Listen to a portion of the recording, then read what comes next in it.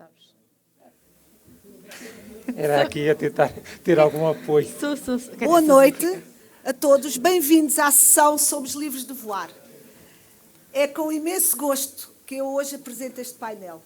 É um painel de gente muito jovem, de fazedoras e fazedores de opinião, jornalistas, comentaristas. E quando nós dizemos que os jovens não isto, não aquilo, estes jovens estão aqui porque sim, porque pelo valor deles, apesar da pouca idade, e é um gosto imenso. Somos livres de voar com Bruno Ferreira da Costa, o provocador, que já é um habitué do nosso Festival de Filosofia, Adriana Cardoso, Liliana Borges e Maria Castelo Branco. Quando acabar este painel, peço-vos uma coisa, não se levantem, continuem sentados, está bem? Muito obrigada, até já.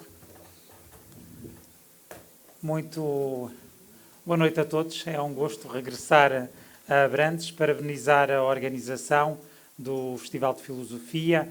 É só olhar para o programa e vou evitar aqui fazer essas considerações em relação ao nosso painel, porque poderia parecer autoelogio, mas não, é só olharem para o programa e verem como, de facto, Abrantes está no mapa e consegue ter um festival de dimensão nacional, seja do ponto de vista de pessoas que pensam o país e o mundo, seja do ponto de vista de pessoas que trabalham diretamente na academia. E quando a Anabela me fez o convite para regressar, eu fiquei a questionar se valia a pena ser o provocador de um painel que é por si já irreverente.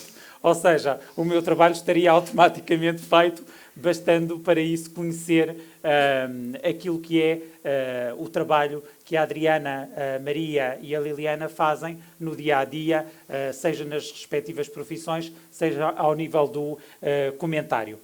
Eu sei que cada uma terá uma apresentação inicial, não necessariamente com este formato de apresentação, mas aproveitando o título do nosso painel, Somos Livres de Voar, eu colocaria já uma pergunta transversal e depois sim teríamos esse espaço mais de apresentação. E esta pergunta é muito simples. Se somos livres de voar, que amarras existem? E começaria eventualmente pela Adriana. Obrigada. Boa noite a todos. É um gosto estar aqui e ver uma sala tão cheia a estas horas, principalmente porque o Sporting está a jogar e poderiam ter outras coisas para fazer. Eu estaria no estádio se não estivesse aqui. Obrigada a todos por estarem presentes. Gostava de agradecer primeiro que tudo o convite à Abrantes e às magníficas mulheres que permitiram que nós aqui pudéssemos estar todas.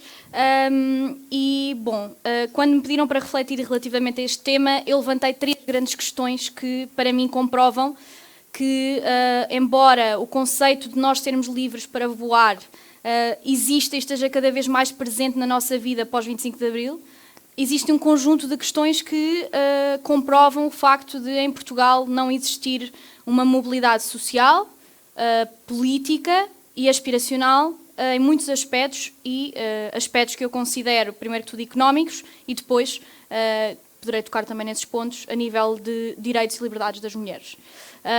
Começaria pela questão social, que acho que é transversal, sendo uma pessoa que veio de uma terra completamente esquecida, numa zona que ninguém se lembra e cujo conjunto de pessoas que lá vivem, a única vez que contactaram com algum órgão político ou institucional é nas eleições autárquicas com a mesma pessoa da terra que se candidata consecutivamente. Para mim é evidente que nascer no centro de Lisboa ou nascer noutra zona do país é completamente diferente.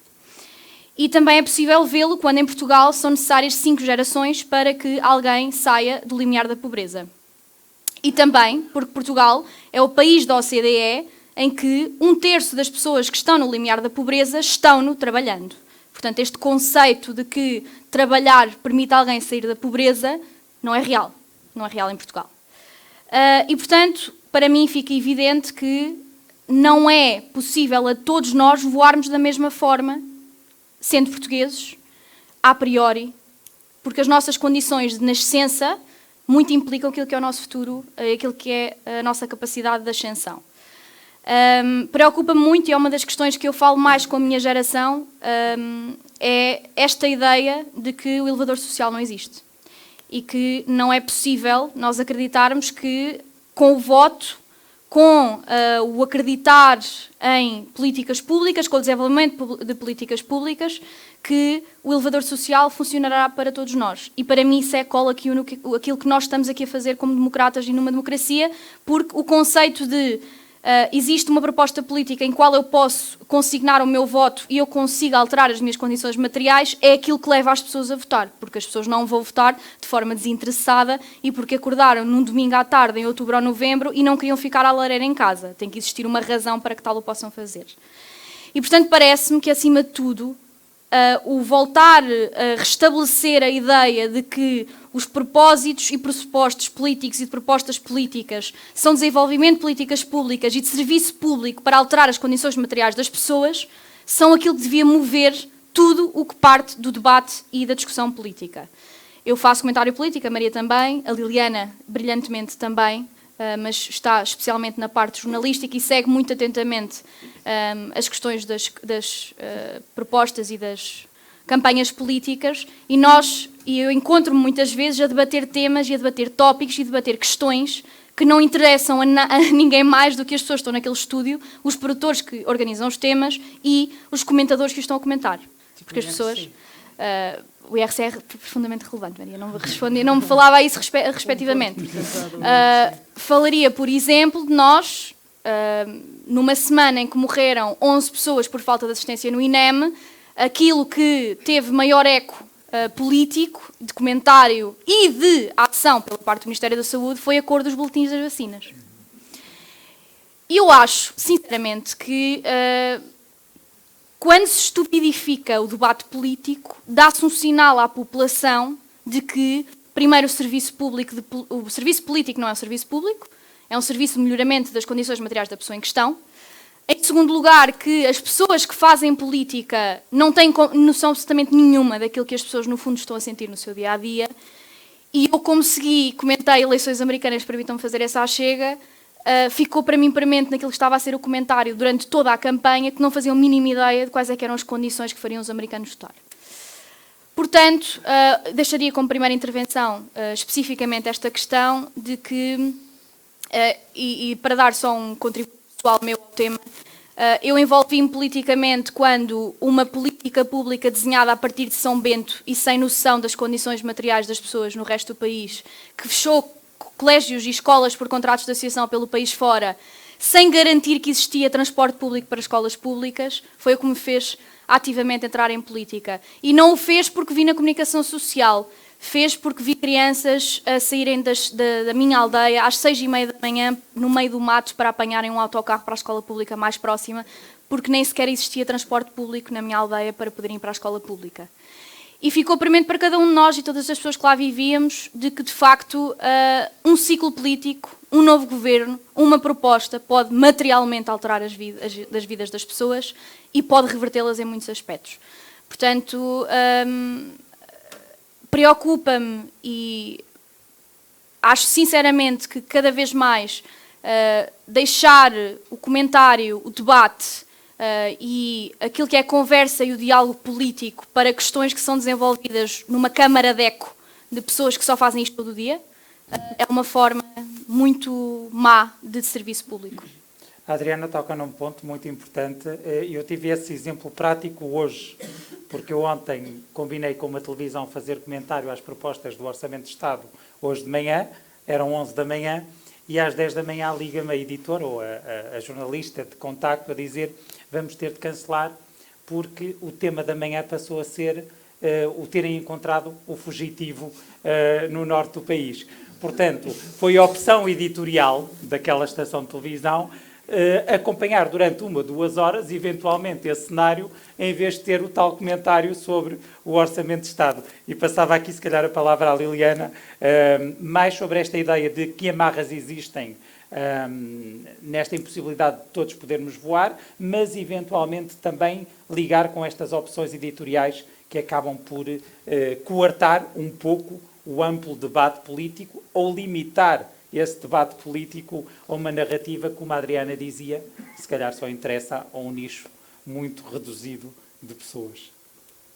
Obrigada. Eu queria reiterar os agradecimentos que a Adriana fez, agradecer à Abrantes por este convite e a vós que estão aqui a acompanhar-nos, para não me prolongar mais, em relação ao Orçamento de Estado, é verdade, só para dar aqui esta chega, porque não consigo não o fazer. Estão a ser discutidas neste momento mais de 2.100 e qualquer coisa propostas de alteração ao Orçamento de Estado, por si só já é um documento com imensas páginas, acreditem, e que é impossível escrutinar com qualidade tudo aquilo que é discutido durante estas semanas, embora esteja dividido por meses. E nós só ouvimos falar de meia dúzia delas que muitas vezes não têm tradução, uma tradução eficaz na vida das pessoas. Não ouvimos falar, se calhar, do que é que está a ser discutido em relação àquilo que tem um impacto mais direto no nosso dia-a-dia.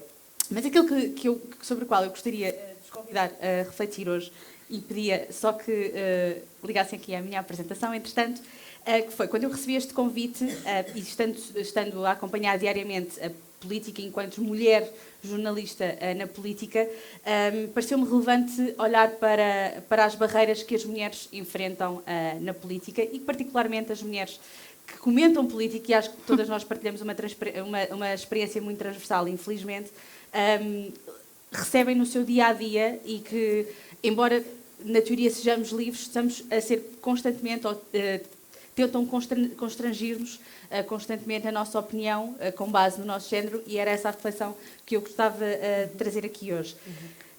E começo por fazê-lo trazendo aqui 2 ou 3 títulos. Lá está, jornalista, trago-vos notícias. Número de mulheres à frente das câmaras caiu, são apenas 9%, uma notícia de 2021. Mulheres representam 1/3 dos deputados no Parlamento, menos do que em 2022, uma notícia de março deste ano.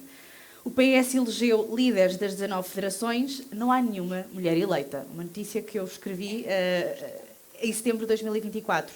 Depois, uma recente de outubro, o fosso salarial entre homens e mulheres aumentou pela primeira vez em 9 anos.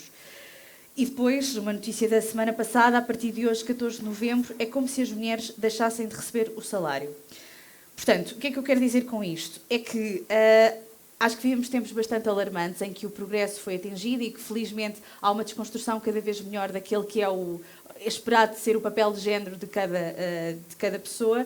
No entanto, há também um retrocesso que é inegável e que é preciso estarmos muito atentos, que é uma consequência também de termos partidos mais conservadores, machistas e sexistas no Parlamento, e isso é evidente, e permitam-me também falar da minha experiência pessoal, estando lá no Parlamento e ouvindo os deputados, coisas que muitas vezes não se ouvem na televisão. Os ataques dirigidos às deputadas mulheres são profundamente violentos. Não são eu ouço os outros testemunhos, infelizmente eles não passam para a televisão, e eu digo infelizmente porque eu acho que é preciso que as pessoas sejam confrontadas com o tipo de representantes que neste momento temos na Assembleia da República e com o trabalho... Liliana, posso só fazer uma pergunta sobre isso? Sim. Mesmo? Tu, como jornalista, estás a assistir a esses ataques. Portanto, há alguém que consegue confirmar isso. Quantos desses ataques são consubstanciados em queixa contra os deputados? Muito poucos, porque depois há aqui uma questão muito... Aliás, isso tem sido discutido até quando o nosso Presidente da Assembleia da República, José Pedro Aguiar Branco, disse que não se podia dizer... Criou-se aquela discussão do que é que se pode ou não dizer no Parlamento, porque a verdade é que um deputado, por ser deputado, tem um estatuto especial criado no pós-25 de Abril para garantir que não havia novamente uma ditadura que castrasse as posições políticas e pessoais de cada deputado, e, portanto, há uma certa liberdade no Parlamento para se dizer aquilo que se pensa, podendo-se escudar na liberdade de uma expressão política. É assim que se escuda. Mas quer dizer, fazer roncos ou chamar alguém de vaca ou fazer mugidos quando uma deputada passa ou vai falar não é uma expressão política, é de uma baixeza que, na minha opinião, devia ter consequências, mas que lá está, deve ser exposta para que as pessoas percebam de facto o que é que se está lá a passar. Depois eu trazia-vos aqui, não é para aqui que eu ensinam muito bem, eu é que sou... Ok. Trouxe-vos aqui a fotografia de uma mulher que eu ia convidar por levantar de braços. Quem é que sabe quem é que está ali naquela fotografia? É a Brantina, pois muito bem. Isto não funciona. Noutra sala não poderia funcionar, exato. Só funcionaria aqui. Não funciona tão bem aqui. que foi, como sabem, não é, a única mulher primeira-ministra em Portugal. Foi há 45 anos, sensivelmente. Na altura foi a segunda mulher primeira-ministra eleita, só depois de Margaret Thatcher. E nunca mais tivemos ninguém. Ela, aliás, não foi eleita, permitam-me corrigir, não foi eleita, foi nomeada, Ela foi nomeada. Pelo presidente da altura, Ramalhianos, num governo provisório, transição. E o ponto era precisamente esse, não termos nenhuma mulher que tenha sido eleita primeira-ministra, nunca tivemos nenhuma mulher presidente da República. Um partido progressista como o PS, como eu vos lembrava há pouco, nunca teve uma secretária-geral. Nos 19 líderes que elegeu recentemente, nenhuma é mulher, portanto, e é um partido de esquerda, progressista, que se diz feminista, e, portanto, há aqui uma série de limitações para te responder, Bruno, que, embora a liberdade esteja lá, há uma data de constrangimentos sociais, daquilo que é esperado de ser o papel da mulher, da questão da representação e da representatividade, que não são as mesmas coisas, isto é, muitas vezes as mulheres estão representadas em número, mas depois não têm acesso aos mesmos lugares de poder, aos mesmos pontos de decisão, embora me possam dizer que, se calhar, o PS neste momento é liderado por uma secretária-geral sombra, que é a Alexandra Leitão, que se calhar manda mais do que o Pedro Nuno Santos, mas esse estatuto não é oficialmente reconhecido, embora, pronto, nos corredores toda a gente sabe quem é que manda no PS. E no PNS também. E no PNS também, exatamente. Mas, portanto, isto para... Eu gostava de falar um bocadinho sobre isso, sobre esta questão de como a Lei da Paridade, que é o nome que as minhas colegas escolheram para o seu podcast, eu estou aqui apenas emprestada no lugar da Leonor Rosas, criada em 2006 e que, de facto, ajudou a diminuir o distanciamento da representação de homens e mulheres nos lugares de política. A verdade é que há um trabalho muito grande para fazer. Eu lembro de uma vez falar com a Elsa Paes, das Mulheres Socialistas do PS, o que também é irónico, não é? Porque o PS é um partido que tem um grupo dedicado às mulheres, tem as mulheres socialistas, mas depois não tem mulheres a dirigir o partido. Ou pelo menos no Parlamento, tem a líder parlamentar, mas há uma certa resistência. E ela dizia-me que muitas vezes, quando fala com as mulheres, quando os homens são convidados, dizem logo que sim, quando uma mulher é convidada, tenta perceber se tem essa capacidade para...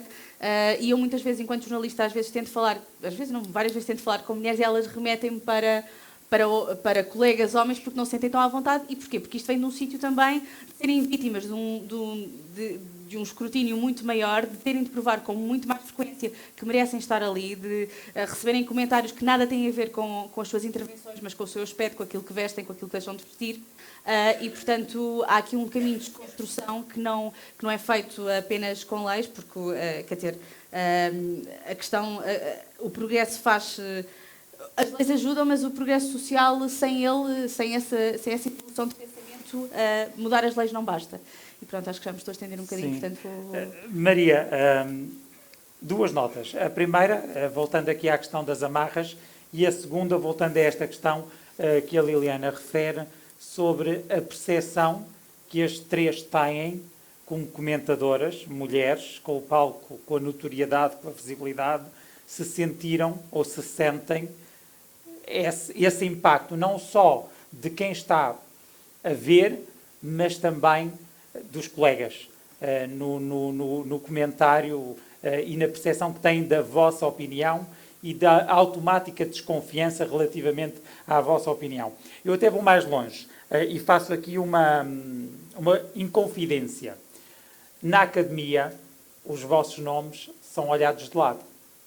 Não sei se tinham essa noção, mas ter pessoas sem a formação de doutoramento, na área, académicos, a falar sobre todas estas questões, política nacional, política internacional, orçamento de Estado, políticas de igualdade, ou seja, esta ideia, em português corrente se fala dos tudólogos, que diariamente estão a comentar, leva a alguma desconfiança do vosso papel e do vosso impacto. Sentem isso e como é que reagem a este espaço que é a vossa liberdade de também estarem presentes e terem conseguido, por mérito próprio, este lugar de comentário? Depois também quero responder essa pergunta. Sim. Eu também. Eu acho que são 3 perguntas. É bom sinal porque a pergunta foi então provocadora o suficiente. Sim. Acho que são 3 perguntas numa só. Em relação aos tudólogos, é um problema que nós temos, eu acho que em Portugal especialmente, porque lá está, porque nós somos chamados a comentar tudo. não é? E, portanto, é suposto que haja uma formação, mas isto não é só do problema dos comentadores, é um problema dos políticos também.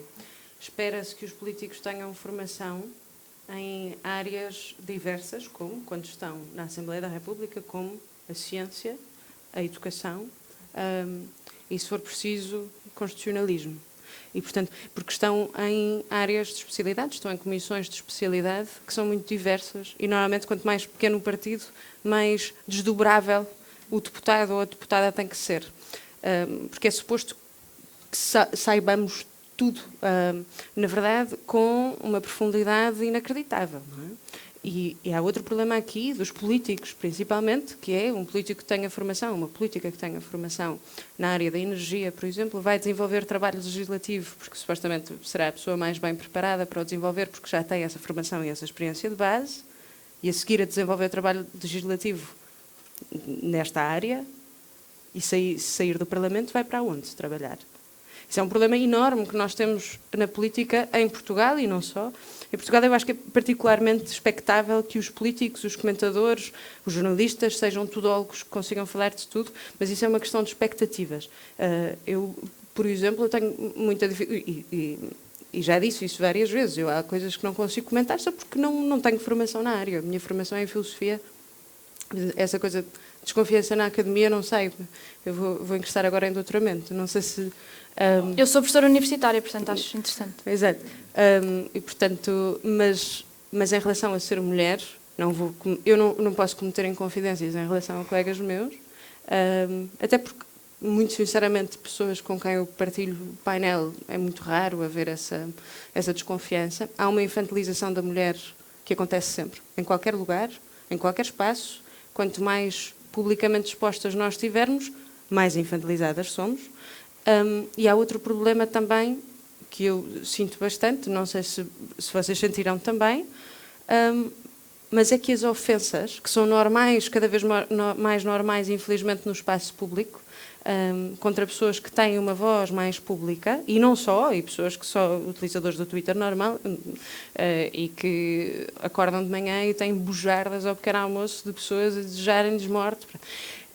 E coisas piores às vezes de morte. Pronto. A questão que eu sinto mais e que é mais dura é que o insulto direcionado a uma mulher é quase sempre um insulto sexual. Os insultos dirigidos a homens têm que ver com qualquer coisa que ele tenha dito, é um burro, é um não sei o quê, vais morrer. Para nós não nos dizem vais morrer, para nós dizem-nos vamos te violar. Exatamente. Que é uma coisa muito, muito mais difícil, muito mais violenta e carrega consigo uma objetificação da mulher, quer dizer, eu nem sequer estou a discordar com aquilo que tu dizes, não estou a discordar com a tua existência, eu estou só a pegar em ti e a reduzir-te à sexualidade. E não só à sexualidade, é a partir da sexualidade que eu tenho o teu controlo. E isso é particularmente violento, é porque as mulheres deixam de ser pessoas e passam a ser objetos sexuais. Eu estou a dizer deixam de ser pessoas e passam a ser objetos sexuais. Eu acho que nós sempre fomos muito mais um objeto sexual do que pessoas, na verdade, no espaço público, e ainda bem que isso tem melhorado. Mas é um problema quando falamos em espaços de homens. Este espaço, a política, é um espaço masculino. E não somos só nós a sentir isto. Eu falava com uma comentadora de futebol, muito, muito boa, que comenta no canal onde eu estou agora, e tem imensos insultos de homens a dizer que ela é um homem, na verdade. Porquê? Porque eu acho que é isto que é interessante. Se ela está a falar de um assunto... É aquela coisa, se grasna como um ganso, se não é um ganso. Se ela fala como um homem, fala sobre coisas de homem, está num espaço de um homem, deve ser um homem com certeza. Portanto, é travesti. Igual para mim, quer dizer, é uma coisa...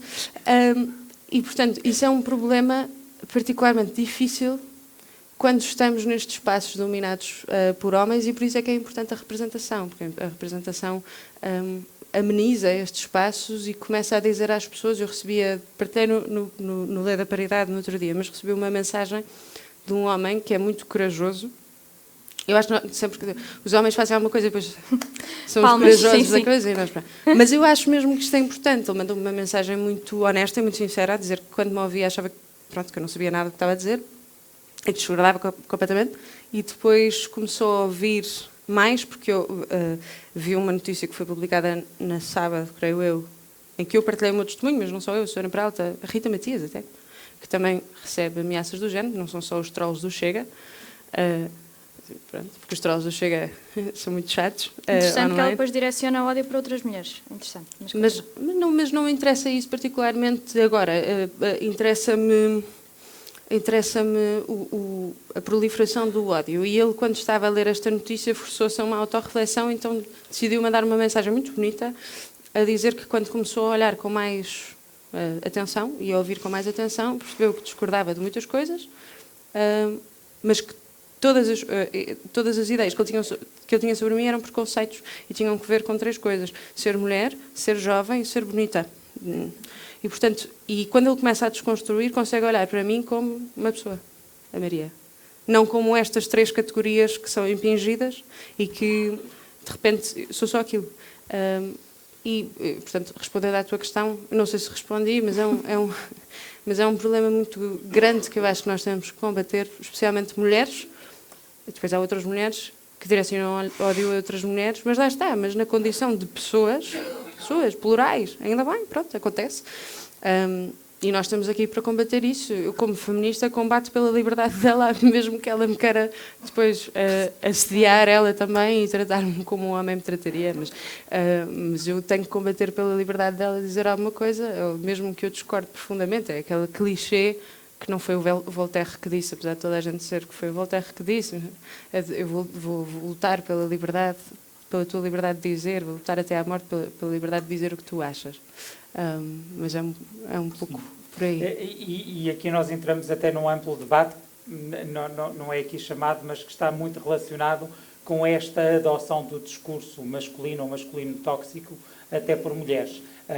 Porque, de facto, acaba por ser o discurso dominante e as mulheres têm de atravessar, eventualmente, estas duplas e triplas camadas para atingir precisamente esses lugares de representação, seja internamente nas instituições políticas, seja na validação depois do palco ou do espaço mediático, e nós temos assistido muito isso relativamente a outras comentadoras nacionais, em que as maiores críticas nas redes sociais, mais violentas, estava-me a lembrar agora da Helena Ferro Gouveia ou da Carmo Afonso, que nos últimos tempos têm sido muito mediáticas neste tipo de ataques que sofrem, são ataques que são feitos também por mulheres, ou maioritariamente por mulheres, do ponto de vista de um diálogo. Mas isto tem uma razão de ser muito interessante, se depois me permitires, mas isto tem uma razão de ser muito interessante. Nas redes sociais. Eu regressaria aqui à Adriana, com a vontade de eventualmente responder a estas questões, que sim. Mas dando também já a margem para assinalar eventualmente o tema ou os temas que consideras prioritários para a afirmação deste espaço de liberdade. Ou seja, se tivesses eventualmente de selecionar, de escolher o tema central da tua atuação, ou da tua luta, ou da tua visão, ou da tua dedicação, qual é que seria neste caso, considerando esta luta pela liberdade? Seriam 2, mas vou começar por comentar 2 coisas que foram aqui ditas de forma muito bem exposta pela Liliana em primeira, depois pela Maria. Em primeira, o comentário muito interessante de que pessoas da academia não gostam tendencialmente de ver pessoas a comentar que não são da área. Eu tenho uma novidade. A política não foi feita para academistas, a política não foi feita para teóricos. Das melhores heranças pós-25 de Abril é que até uma pessoa que seja analfabeta pudesse estar na Assembleia da República, porque a política não é um centro fechado para que pessoas teorizem sobre as vidas dos outros sem que os outros possam lá estar representados.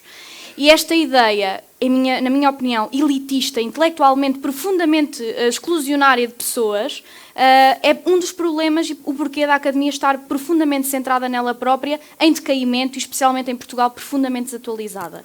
É um facto que, e devo dizer, que não considero que alguém que é doutorado em ciência política tenha mais qualificações para falar sobre políticas de saúde pública do que eu que sou farmacêutica. Contudo, é considerado que uma pessoa que, por alguma razão, se intitula como especialista em política internacional ou investigadora em política nacional, que ainda estou para perceber o que é que isso significa na prática, que essa pessoa estará automaticamente qualificada para falar de tudo relativamente à política internacional ou tudo relativamente à política nacional, porque tem o ónus de ser academista e ter um doutoramento nessa dessa questão vaga que é a ciência política. Mas todas as outras pessoas terão que estar à margem do debate público e político porque não são especializados numa área em específica. Acho que isso em si é uma visão intelectual elitista que não devia já ter lugar na nossa sociedade política, especialmente... Claro. Nós temos governos como o Mário Draghi. Sim, pois ou por exemplo temos considerações de os deploráveis, como a Hillary Clinton fez, de nós versus os outros, e um estabelecer de separação intelectual e,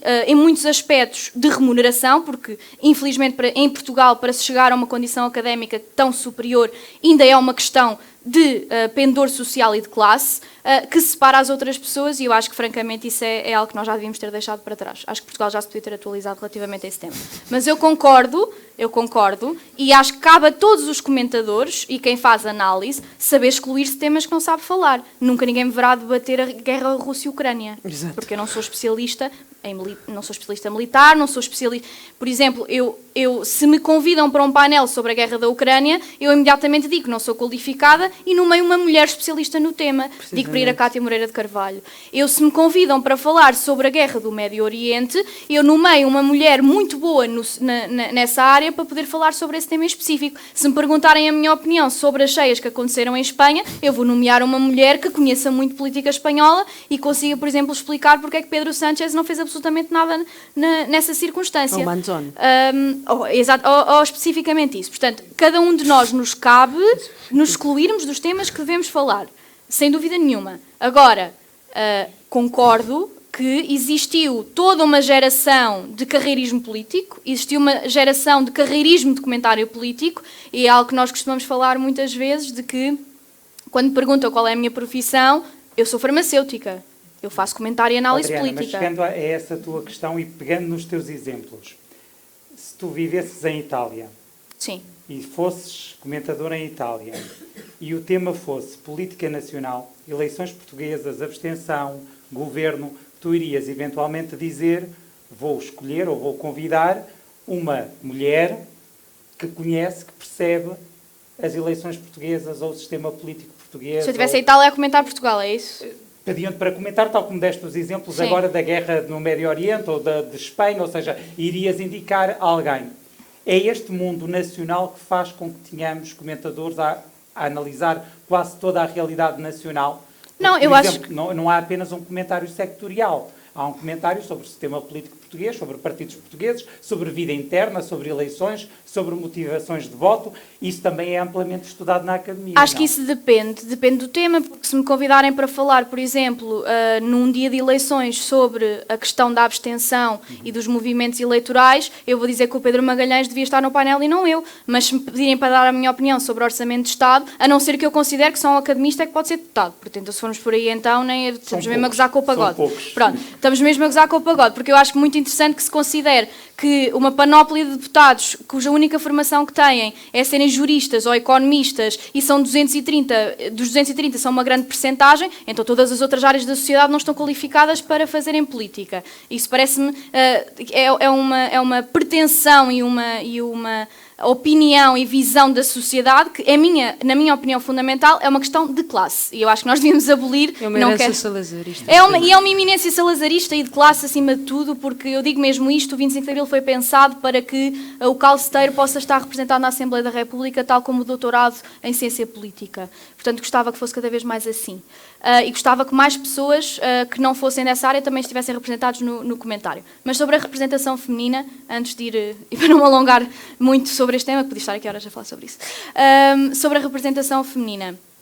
É interessante que eu ainda há uma semana ou 2 semanas dei uma entrevista no Observador, que caso vivem debaixo de uma pedra, é um espaço profundamente de direita, e com leitores e pessoas que seguem o Observador muito de direita, marcadamente de direita, e pediram para eu falar sobre assuntos de mulheres. Eu, com certeza, que falei. E eu disse algo que me parece evidente. Uma mulher no espaço público tem sempre o caminho mais difícil do que qualquer homem no espaço público. E, especialmente, estando numa carreira política, uma mulher ascender num partido, e especialmente sendo mãe, não tem nada a ver com um homem político ascender sendo pai. porque a política partidária é feita de reuniões ao fim do dia, é feita de jantares fora do sítio, é feita de coisas marcadas à última da hora, e é comum em Portugal o filho ficar com a mãe, não é nada comum em Portugal o filho ficar com o homem. Em relação a isto, eu não, acho que não é em confidência, mas a Manuela Ferreira Leite, que é uma espécie de Thatcher portuguesa no sentido em que não era feminista e nunca se diria feminista, eu acho que se estivesse a dizer isto, ela ficaria muito chateada comigo, mas diz-se que, quando era líder do PSD, proibiu reuniões a partir das 6 da tarde. Porque dizia aos restantes homens que estavam, porque ela era a única mulher, vocês não percebem, eu tenho que ir fazer o jantar, tenho que cuidar dos filhos, tenho que fazer isto tudo, vocês nem sequer se lembram de ajudar as vossas mulheres, portanto, tudo para casa, ajudar as vossas mulheres, e proíbe-se as reuniões ao final da tarde por causa disto, precisamente, porque nós ainda somos o país, atrás de nós só está a Turquia, na diferença. Sim. De trabalho não assalariado. E parece-me evidente que o primeiro fator de exclusão é ser mulher e o segundo é ser mãe, porque... E repara-se, falámos aqui há pouco de Maria Lourdes, que nem sequer foi eleita, ainda por cima tinha sido nomeada. O facto de nós ainda não termos tido uma mulher primeira-ministra, embora tenhamos ainda algumas mulheres na política, e ficam sempre em quadros menores ou medianos e nunca em quadros superiores nos partidos, é que é preciso fazer uma escadaria na vida político-partidária que implica anos de vida, chega ao ponto de uma mulher ser mãe, tal como chega ao ponto de um homem ser pai, e para os homens não é um fator de exclusão, para as mulheres sem dúvida que é, isso para mim é um fator essencial. Eu não vos consigo dizer, eu tenho e-mails recebi de pessoas chateadas comigo, com aquilo que eu disse, me pareceu uma evidência. E passam todos sempre por o que é que tu sabes, não és mãe, que é um fator... Pronto, como se uma pessoa tivesse que ser alguma coisa para ter uma opinião sobre ela. Não são mães pois, também não são mães, não sabem. Foi algo dito ao Paulo Portas por um deputado de esquerda, quando o Paulo Portas também falava sobre políticas de natalidade. Que ele não era pai. Que ele não era pai, Pronto. exatamente. Ou dizerem, por exemplo, o que é que tu sabes da vida, ainda agora saíste do berço, e eu, pronto, ok. Suponho que então a minha idade significa que eu não posso ler, não consigo ter arcabouço intelectual. E era só para secundar aquilo que a Maria disse, os insultos que nos são dirigidos. É sempre muito interessante, porque o ponto que se parte é, se formos uma mulher atraente, tudo aquilo que nós dizemos é parvo, mas nós somos bonitas, é por isso que estamos lá. Se formos uma mulher que considera um pouco atraente, tudo o que dizemos é parvo, e ainda por cima somos feias e estamos lá. Portanto, nós não temos como ganhar. Eu costumo chamar, é um jogo de soma nula. Nós não temos como ganhar. A única coisa que nós podemos fazer, aquilo que eu faço questão, é aquele síndrome de impostor que séculos e séculos os homens não tiveram, incumbe-nos a nós ir para além de não ter síndrome de impostor. É sair do menos 10 e passar para o mais 15. Porque como tivemos séculos e muito tempo, nos sentimos que não estávamos preparadas para estar num painel ou num espaço de discussão, para abrirmos o caminho para que outras mulheres possam estar, devemos sempre fazer questão. Não sei se queres passar para outra ronda antes de eu falar dos outros. Eu iria passar aqui para a Liliana, não só para o comentário a esta questão da representação feminina, mas eventualmente também... Tu vais adicionando questões, vão-se perdendo. Ele vai adicionando e vamos perdendo o fio, sim. Dar entrada aqui no tema central mas que a Liliana queria trazer. Está tudo interligado, porque eu não sei exatamente que idade é que Paulo Portas tinha, mas Paulo Portas, com 20 e poucos anos, vocês se calhar lembram-se, fundou um jornal. Ninguém questionou. Foi um jornal, o Fux fundou o Independente, juntamente com o Miguel Esteves Cardoso. Que também era muito jovem. Jovens, isso não foi questionado. Eu acho que se eu e a Maria e a Adriana decidíssemos agora que íamos... Eu já não, porque já passei dos 30. Mas em Portugal é jovem até aos 35. É verdade. Pelo menos a compra de casa está salvaguardada. Exato. Sim. Se nós agora anunciássemos que íamos lançar um jornal, que miúdas pretenciosas, não sabem nada da vida, estão a lançar um jornal. Mas o Paulo Portas lançou há 20 anos estas questões que eu considero que até possamos considerar legítimo discutir a presença de comentariado constante, que muitas vezes rouba o espaço de informação para substituí-lo pela análise, e às vezes o equilíbrio se calhar não era aquele que seria desejado numa função informativa de um canal de informação, mas há aqui uma data de questões, quer dizer, Miguel Sousa Tavares, há 20 anos estava todos os dias na televisão a comentar sobre tudo. Mas era homem. Marcelo Rebelo de Sousa. Marcelo Rebelo de Sousa. José Miguel Júdice. Marcos Mendes. Eles comentam sobre tudo. Eu não conheço... quer dizer, que eu tenho uma licenciatura em Ciências de Comunicação, uma pós-graduação em Ciência Política. Trabalho há 8 anos no público, há 4 anos na secção de política. Estou quase todos os dias no Parlamento, em São Bento. Tenho fontes privilegiadas de vários partidos e de vários governos. No entanto, se calhar sou muito mais questionada, se calhar não, de certeza que sou muito mais questionada do que era, se calhar, Miguel Sousa Tavares há 20 anos. Sem dúvida. Pronto, exatamente. Portanto, eu gostava de trazer esta questão para a mesa porque isso acho também reflete, lá está, o tema que eu estava a trazer inicialmente, que há aqui um certo retrocesso na forma progressista como olhamos para as coisas, e eu inevitavelmente sinto isto, que há uma data de questões que nos são colocadas por causa daquilo que nós vestimos. Que, no caso até... Não, ainda não estamos todas de calças. Mas, portanto, isso é sempre um tema e é sempre aquilo que não nos fazem esquecer. E aqui a questão que a Maria também trazia há pouco em relação à forma como culturalmente a política é feita no nosso país. Eu sou testemunha disso, portanto, eu sou jornalista. Muitas vezes as respostas só me chegam às 7 da tarde, às 8 da tarde, às 9 da noite. Há intervenções e anúncios ao país constantemente fora de horas e, portanto, para alguém que queira ter... E aqui eu acho que não é só questão da família, é uma questão de saúde e equilíbrio da vida profissional com a vida pessoal. A política em Portugal culturalmente é muito ainda pensada para homens. Eu tenho mais facilidade em ter uma resposta às 2 da tarde a um e-mail. Coloquemos outra questão, de outra forma. Eu envio um e-mail para um deputado em Portugal às 9 da manhã, envio o mesmo e-mail com perguntas diferentes para um eurodeputado à mesma hora. Eu, ao meio-dia, tenho a resposta do eurodeputado que está na Bélgica, eu demoro 3 dias para ter uma resposta, se a tiver, de um deputado que está aqui em Portugal, que eu, às vezes, se calhar, até me cruzo com ele no corredor. Portanto, também a forma distanciada de se fazer política acaba por influenciar muito a forma como... Depois, as mulheres são permanentemente afastadas desse lugar. Eu recordo também que a Jacinda Ardern, a ex-primeira-ministra da Nova Zelândia, quando foi eleita, uma das primeiras perguntas que lhe foi feita foi se ela tencionava engravidar. Acho que nunca ninguém perguntou isso ao Luís Montenegro, não engravidar ele, não é? Mas se ele tencionava novamente ser pai. Se António Costa tencionava ser pai, se Pedro Passos Coelho tencionava ser pai outra vez, quer dizer... Bem, todos.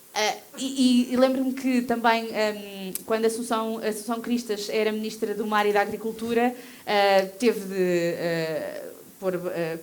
usufruir da sua... Teve direito a usufruir da sua licença de maternidade, e isso foi tema e foi notícia em todo o lado. Vocês sabiam que o Paulo Raimundo esteve 1 mês e meio fora da Assembleia da República no último mês? Ele foi pai, não fez manchete, não fez notícia, e, no entanto, foi um deputado português que não esteve na Assembleia da República durante o último mês. E agora o deputado do LIVRE também, o Jorge Pinto. Foi notícia porque foi substituído por alguém, não é? Mas, quer dizer, não há telejornais. Uma mulher, política, quando usufrui da sua licença de maternidade, isso é notícia, quer dizer, isso mostra como é que a discussão ainda é feita tão no local errado. E depois, há pouco, quando falávamos também da questão de... Tem existido um progresso, é verdade, mas há também aqui algumas nuances, que é a distribuição das pastas dos ministérios continua a ser muito... As pastas soft vão para as mulheres, e quando eu digo as pastas soft são as pastas da educação, da cultura, a saúde. A saúde já foi mais soft.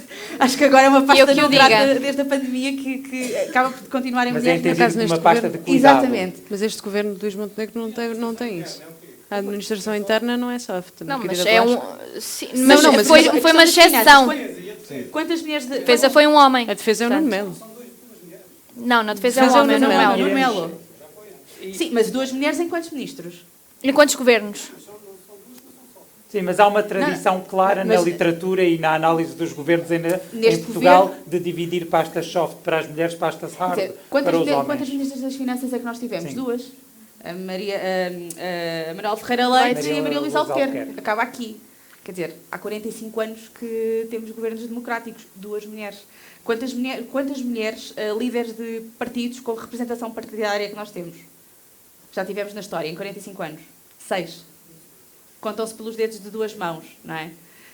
E dos grandes partidos, só a Manuela Ferreira Leite é que esteve à frente do PSD, PS nunca teve, o PCP nunca teve uma mulher próxima de ser secretária-geral, o Bloco de Esquerda fez naturalmente esse caminho. Portanto, quer dizer, há uma questão de... Este teto de vidro, que outras razões encontras para este teto de vidro que impede as mulheres de serem não só a maioria da população, serem aquelas que mais em número vão para a universidade, e, portanto, mais diplomadas, temos mais mulheres diplomadas do que homens. Na academia nota-se o mesmo. Depois, quando chegamos aos cargos de reitores ou vice-reitores ou professores catedráticos, há esse teto de vidro. É esta gestão familiar como principal motivo, ou existem outros que...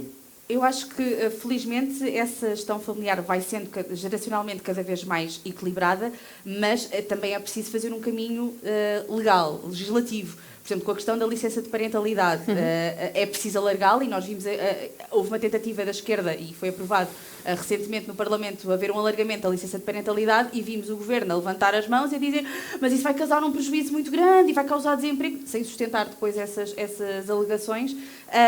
E o facto da licença de parentalidade ainda não ser distribuída equitativamente entre homem e mulher, também pode ser... lá está, para mudar a sociedade é preciso mudar as leis primeiro para que se obrigue e se acelere o progresso, porque é profundamente injusto eu ter de estar à espera que sejam as minhas filhas, os meus filhos, os meus netos e as minhas netas a usufruir de uma justiça social que está garantida aos homens desde sempre, há muito tempo. Portanto, eu acho que há aqui uma questão, sim, do papel de género que é esperado de homens versus mulheres. Depois há também aquilo que eu ouço muitas vezes mas já tiveram 2 ministras das Finanças, então. Sim, 2. Não me parece um número francamente suficiente, não é?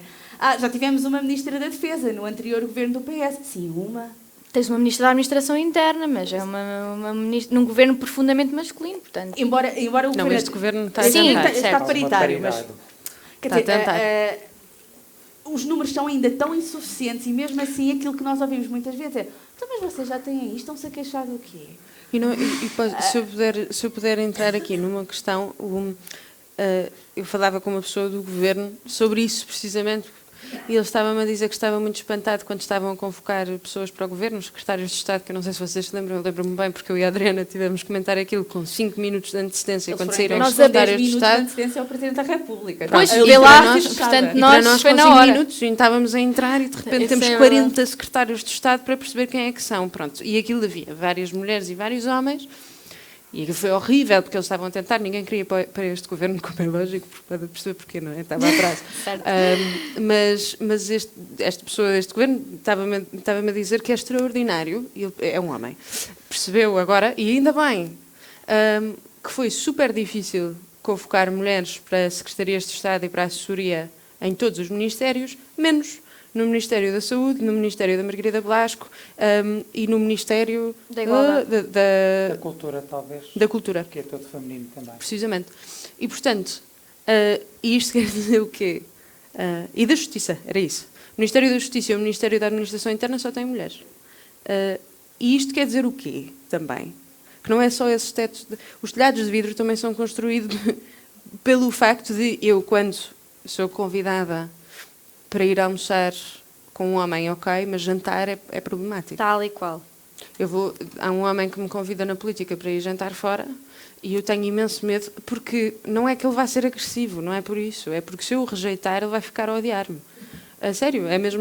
Nem tenho noção, a quantidade de vezes que isso acontece. Sim. E, portanto, é um problema muito grande que eu tenho, eu digo que não. E, portanto, uma mulher vista a jantar num sítio à noite com é esse, um homem... é os rumores. Não, isso é um problema E também. esse é o outro ponto. 2 homens a jantar são 2 compichas a beber copos. Uma mulher a jantar com um político, é verdade, que seja uma fonte... Ui, ou, por exemplo, por exemplo, Nuno Melo e o Almirante Gouveia Melo vão tomar um copo. Se fosse... Vou tomar um copo com quem eu quiser. Se não fosse o Nuno Melo, se fosse uma a ministra... A Nuna Mela a ir tomar um copo com o Almirante Gouveia Melo, o que seria... já não era política, não é? Não, de todo que estavam a preparar a candidatura presidencial de Gouveia Melo. Não estavam, bom, ainda por cima Gouveia Melo foi num traje civil, estavam mesmo num date. O Nuno Melo, como é lógico, não é? Até porque é do CDS e o CDS não tem gays. Mas é sempre esta a questão. Eu tenho mesmo alguma dificuldade em conseguir fazer uma coisa que é normal em política, que é suposto, então na minha área, que não é jornalismo, não é? mas é comentário, estar bem informada, mas o ato de ser informada é um problema em si. Exatamente. E, portanto, mesmo se me convidarem para ir trabalhar, e não é só na política, eu estive numa empresa de public affairs, a fazer consultoria política, e eu tinha muitos problemas em ficar até tarde no trabalho, porque se não forem mulheres a ficar comigo é um problema enorme. Eu costumo dizer que avancei bastante na minha carreira profissional porque as minhas chefias são todas mulheres e nós às vezes temos de estar até às 11h30 da noite porque está um doente a morrer no Santa Maria e temos que aprovar medicamento, mas se eu tivesse que estar até às 11h30 da noite com uma chefia masculina lá a trabalhar, se calhar existiam rumores de sala e de rumores de gabinete. O diretor de uma empresa a dizer que queria tirar fotografias minhas nua. E ele é diretor, não é? E a dizer, dá um beijo ao tio, não é? Ou seja, imagina isto quando eu estou numa empresa sozinha com ele. Não é só porque as mulheres têm filhos, não é só porque não há igualdade na lei, não é só porque a política é inerentemente masculina, mas é mesmo porque os homens que existem e as mulheres também, essa é outra questão, porque perguntaste uma coisa relacionada com isso, e se eu puder depois gostava de dizer-me, porque há uma causa específica social, mas é também porque as pessoas que estão envolvidas dificultam este processo, porque lá está, eu não É um vou... lugar de privilégio e ninguém quer abdicar dele. Eu não vou... Não é só isso, é o Boys Club. Quando tu vês um círculo inerentemente masculino e não está lá nenhuma mulher, tu automaticamente auto-excluíste. É um síndrome de impostor historicamente imposto que nós temos muita dificuldade em penetrar. Portanto, às vezes convidam para painéis em que eu sou a única mulher. E eu não gosto, mas eu faço questão de ir e dizer, devia estar aqui mais uma mulher, porque se eu não for, eles vão convidar outro homem e depois continua o ciclo. Acho que nós, especialmente mulheres que têm exposição pública, devem tentar abrir o círculo para que outras mulheres possam estar também, porque não existir lá uma mulher é um dos fatores que precludem mulheres a que também queiram estar. Eu teria, mas eu não vou diversificar as perguntas, senão tornaria a coisa muito complexa, porque qualquer intervenção que tem chama imediatamente mais questões e mais reflexões. Infelizmente o feminismo ainda é controverso, não é? É controverso e mesmo estas últimas declarações eu vou-me conter, teremos mais oportunidades. Dando aqui a oportunidade, eventualmente, de 3, 5 minutos a cada uma, não é muito, mas aproveitando a vossa assertividade e a vossa capacidade de síntese, de apresentar precisamente o tema ou os temas que vos preocupa quando pensamos, até porque faço só esta nota. A pessoa fica um pouco preocupada com este retrato em 2024 e termos estes exemplos do receio que vocês referiram aqui, das abordagens, da interpretação, da mudança de atitude ou decisões que têm de adotar, porque de facto há essa pressão em determinados meios, quando muita da realidade que nos chega eventualmente faria com que pensássemos que isso já tinha sido ultrapassado em parte, mas de facto é importante ter essa visão e perceber... Nenhuma mulher aqui acha isso. É exageradamente otimista. Acho que é novidade para os homens. Exageradamente otimista para a minha parte. E eu começaria então pela Adriana, com o tema, os temas que a preocupam neste mundo de liberdade e de voo em liberdade. Eu trazia 2 temas, antes disto descambar totalmente. Eu tinha 2 temas. Um deles está inerentemente ligado, porque é uma questão que concerne também direitos das mulheres, mas para mim, acima de tudo, é um direito de saúde pública, que é a questão do aborto. Nós sabemos que a IVG foi despenalizada, eu ainda praticamente, eu era uma criança, não é? E considerámos que tinha sido prolongado e tínhamos trilhado um caminho durante todo este tempo que seria muito difícil de poder vir a ser revertido. Não temos só a IVG despenalizada, está inculcado na nossa lei que a IVG está disponível no Serviço Nacional de Saúde para que todas as mulheres o possam aceder de forma gratuita, para que o fator económico ou social não seja de exclusão para que uma mulher possa aceder ao mesmo. Tivemos no governo da maioria e no governo de Pedro Passos Coelho uma tentativa, e bem-sucedida, de colocar 2 entraves muito claros, draconianos e muito claros. Primeiro que tudo, o pagamento de taxas moderadoras para a realização do aborto, que, caso não saibam, não existe na Europa em lado nenhum. Em todos os países em que o aborto existe e está despenalizado, o aborto está disponível no Serviço Nacional de Saúde para que as mulheres possam aceder ao mesmo. Portanto, iria ser uma novidade a nível europeu. Não sei se era uma maneira depois de ajudar com o Orçamento de Estado e para diminuir a despesa pública, para a Troika era as taxas moderadoras no aborto. Não sei se era essa a perspectiva. Como eu acho que não, acho que era mesmo uma maneira de tentar evitar o acesso ao aborto por mulheres que não tinham capacidade Isso não é económica. especulação tua, Paulo Anúncio disse isso. Em não representação do CDS, embora tivesse sido anunciado pelo CDS, tivesse O dito nosso que governo estava foi o único em Portugal que tentou impedir o acesso ao aborto. Espetacular. E disse que estava em representação, manteve que estava, continuou a dizer, E foi mas eleito enfim, deputado. aí foi eleito deputado. Para além disso, para mim, o ponto ainda mais draconiano, que é submeter as mulheres a uma avaliação psicológica e a um período de reflexão. Não sei se acham que é uma grande... O período de reflexão para marcar uma viagem cara, talvez faça sentido. O período de reflexão para eu saber se vou trocar o Benfica para o Sporting, se calhar faz sentido. Agora, um período de reflexão... Um período de reflexão para uma decisão que por si só já é tão difícil de ser feita e que uma mulher não chega à mesma nunca em nenhuma circunstância de uma maneira que seja de uma maneira indiscricionária e que o faça de uma maneira de profundo ânimo leve, é surreal. Mas é especialmente surreal, porque eu não sei se vocês sabem como é que se faz a contabilização do tempo da IVG. A contabilização é feita desde a última menstruação. O que significa que uma mulher, se tiver engravidado na 3ª semana a seguir a ter estado com a última menstruação, quando a primeira vez que consegue saber que está grávida, já tem Mais de 3 semanas. Muito mais do que 2 semanas. Pode, inclusive, chegar a ter 4 semanas. Se for uma mulher, por exemplo, que toma pílula, em que são quase 47% da população feminina portuguesa, pode até só saber passadas 7 semanas. Qual é que é o prazo para máximo de IVG? Quem é que sabe? 10 semanas.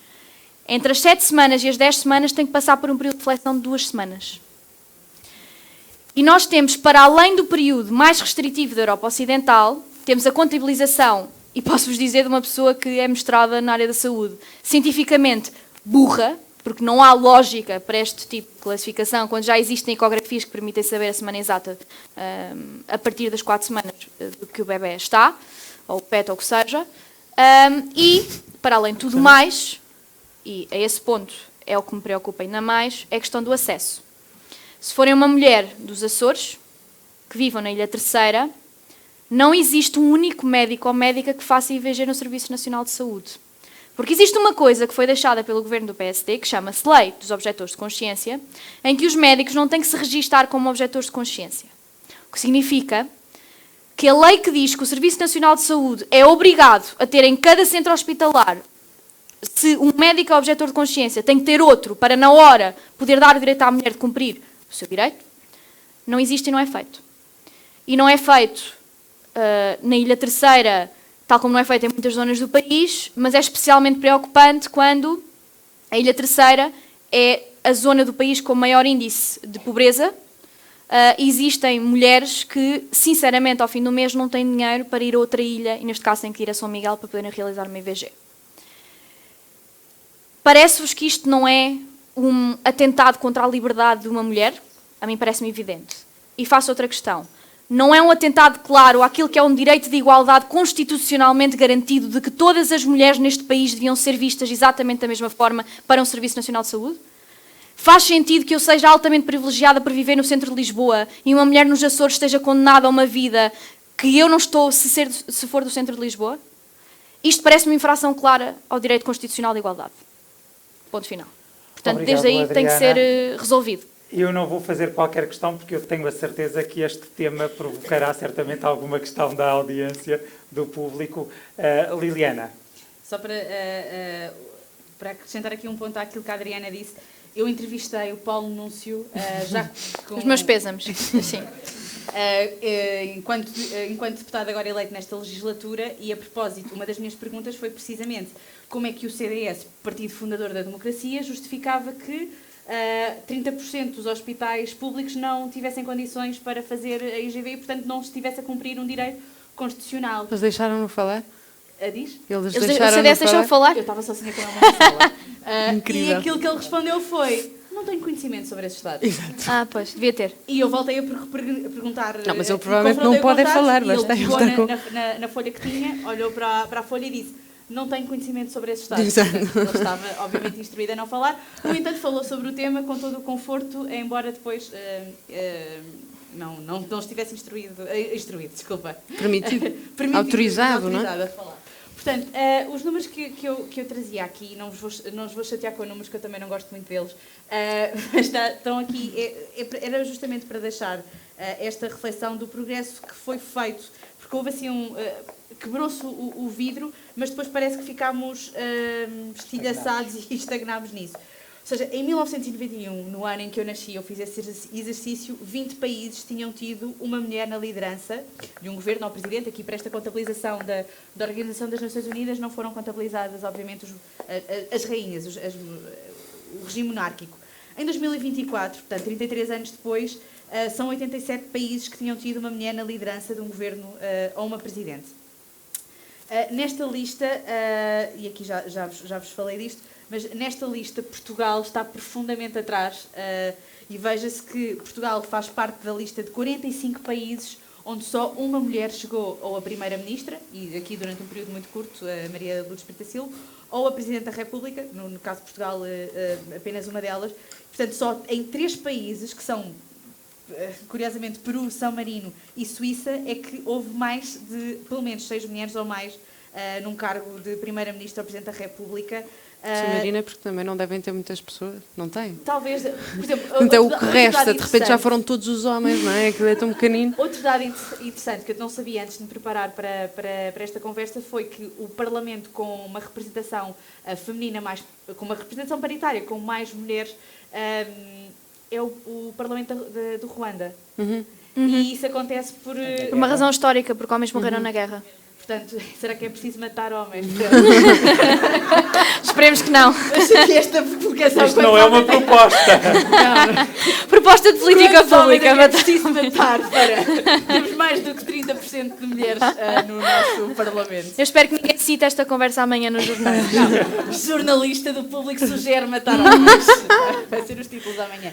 Portanto, aqui também outra reflexão ali, o poder, mas pouco, porque a questão da representatividade versus a representação, e o caso do PS ser um exemplo disso, de um partido progressista, que, aliás, a lei da paridade, o modelo mais atual foi, em 2019, é justamente do governo socialista, liderado por António Costa, que em 2019 aumentou o limiar da paridade para 40%, mas depois dentro do partido, nem vê-lo.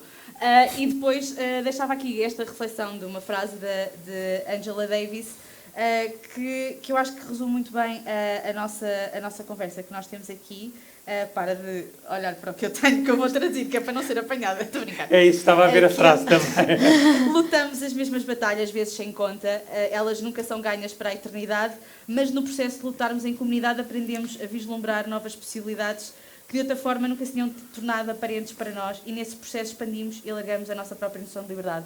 Ou seja, há aqui uma data de barreiras que conseguimos quebrar há 45 anos, nomeadamente com Maria Lourdes Pitaciolo, mas elas continuam a precisar de ser faladas e lembradas todos os dias para que continuemos a derrubar as barreiras que todos os dias alguém teima em construir para nós e para o nosso espaço. E era isso. Maria, eu iria pedir-te que refiras os dados que estavas a indicar relativamente a este teto de vidro, que razões levam muitas vezes as mulheres também a não validarem as outras mulheres, porque era algo que referiste, dando depois também o mesmo tempo para apresentar a causa ou as causas.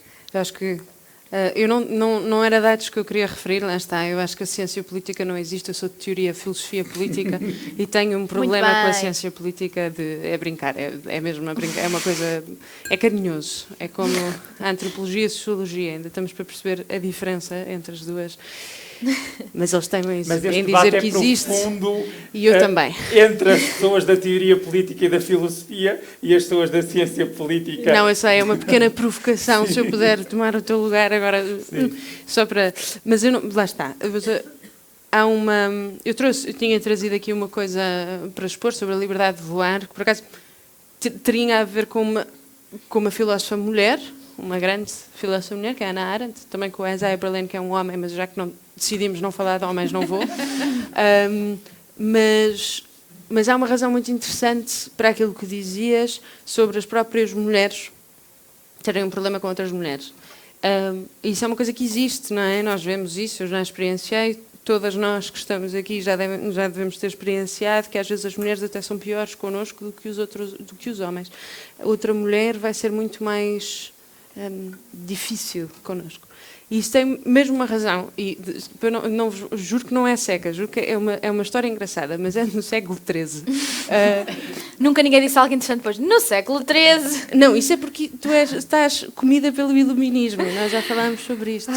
Porque não era nada a idade das trevas, as mulheres tinham muito mais liberdade do que nós achamos. E falando mais das mulheres, especificamente da população que não era a nobreza e clero, porque por acaso havia mulheres no clero, na Idade Média, em fações diferentes que divergiam da Igreja Católica. Aliás, a Igreja Católica só muito tarde é que disse que não era possível haver mulheres a serem sacerdotisas, etc., por outras razões, não é? Patriarcado da Igreja Católica, que isso é outro tema. Mas no século XIII, as mulheres do povo tendiam a ir a tabernas discutir. E elas eram chamadas as gossip. O termo em inglês traduz para fofoca, não é? Hoje em dia. Mas o que é que gossip queria dizer na altura? God sibling. Eram as irmãs. Porque eram as mulheres que estavam no momento do nascimento, que é um momento profundamente marcante de toda a população, e as mulheres eram os instrumentos primeiros para ajudar no parto. E depois deixam de ser com a evolução até ao iluminismo. Essa era muito iluminada, muito incrível da nossa história, em que se cortou imensos direitos que nós tínhamos.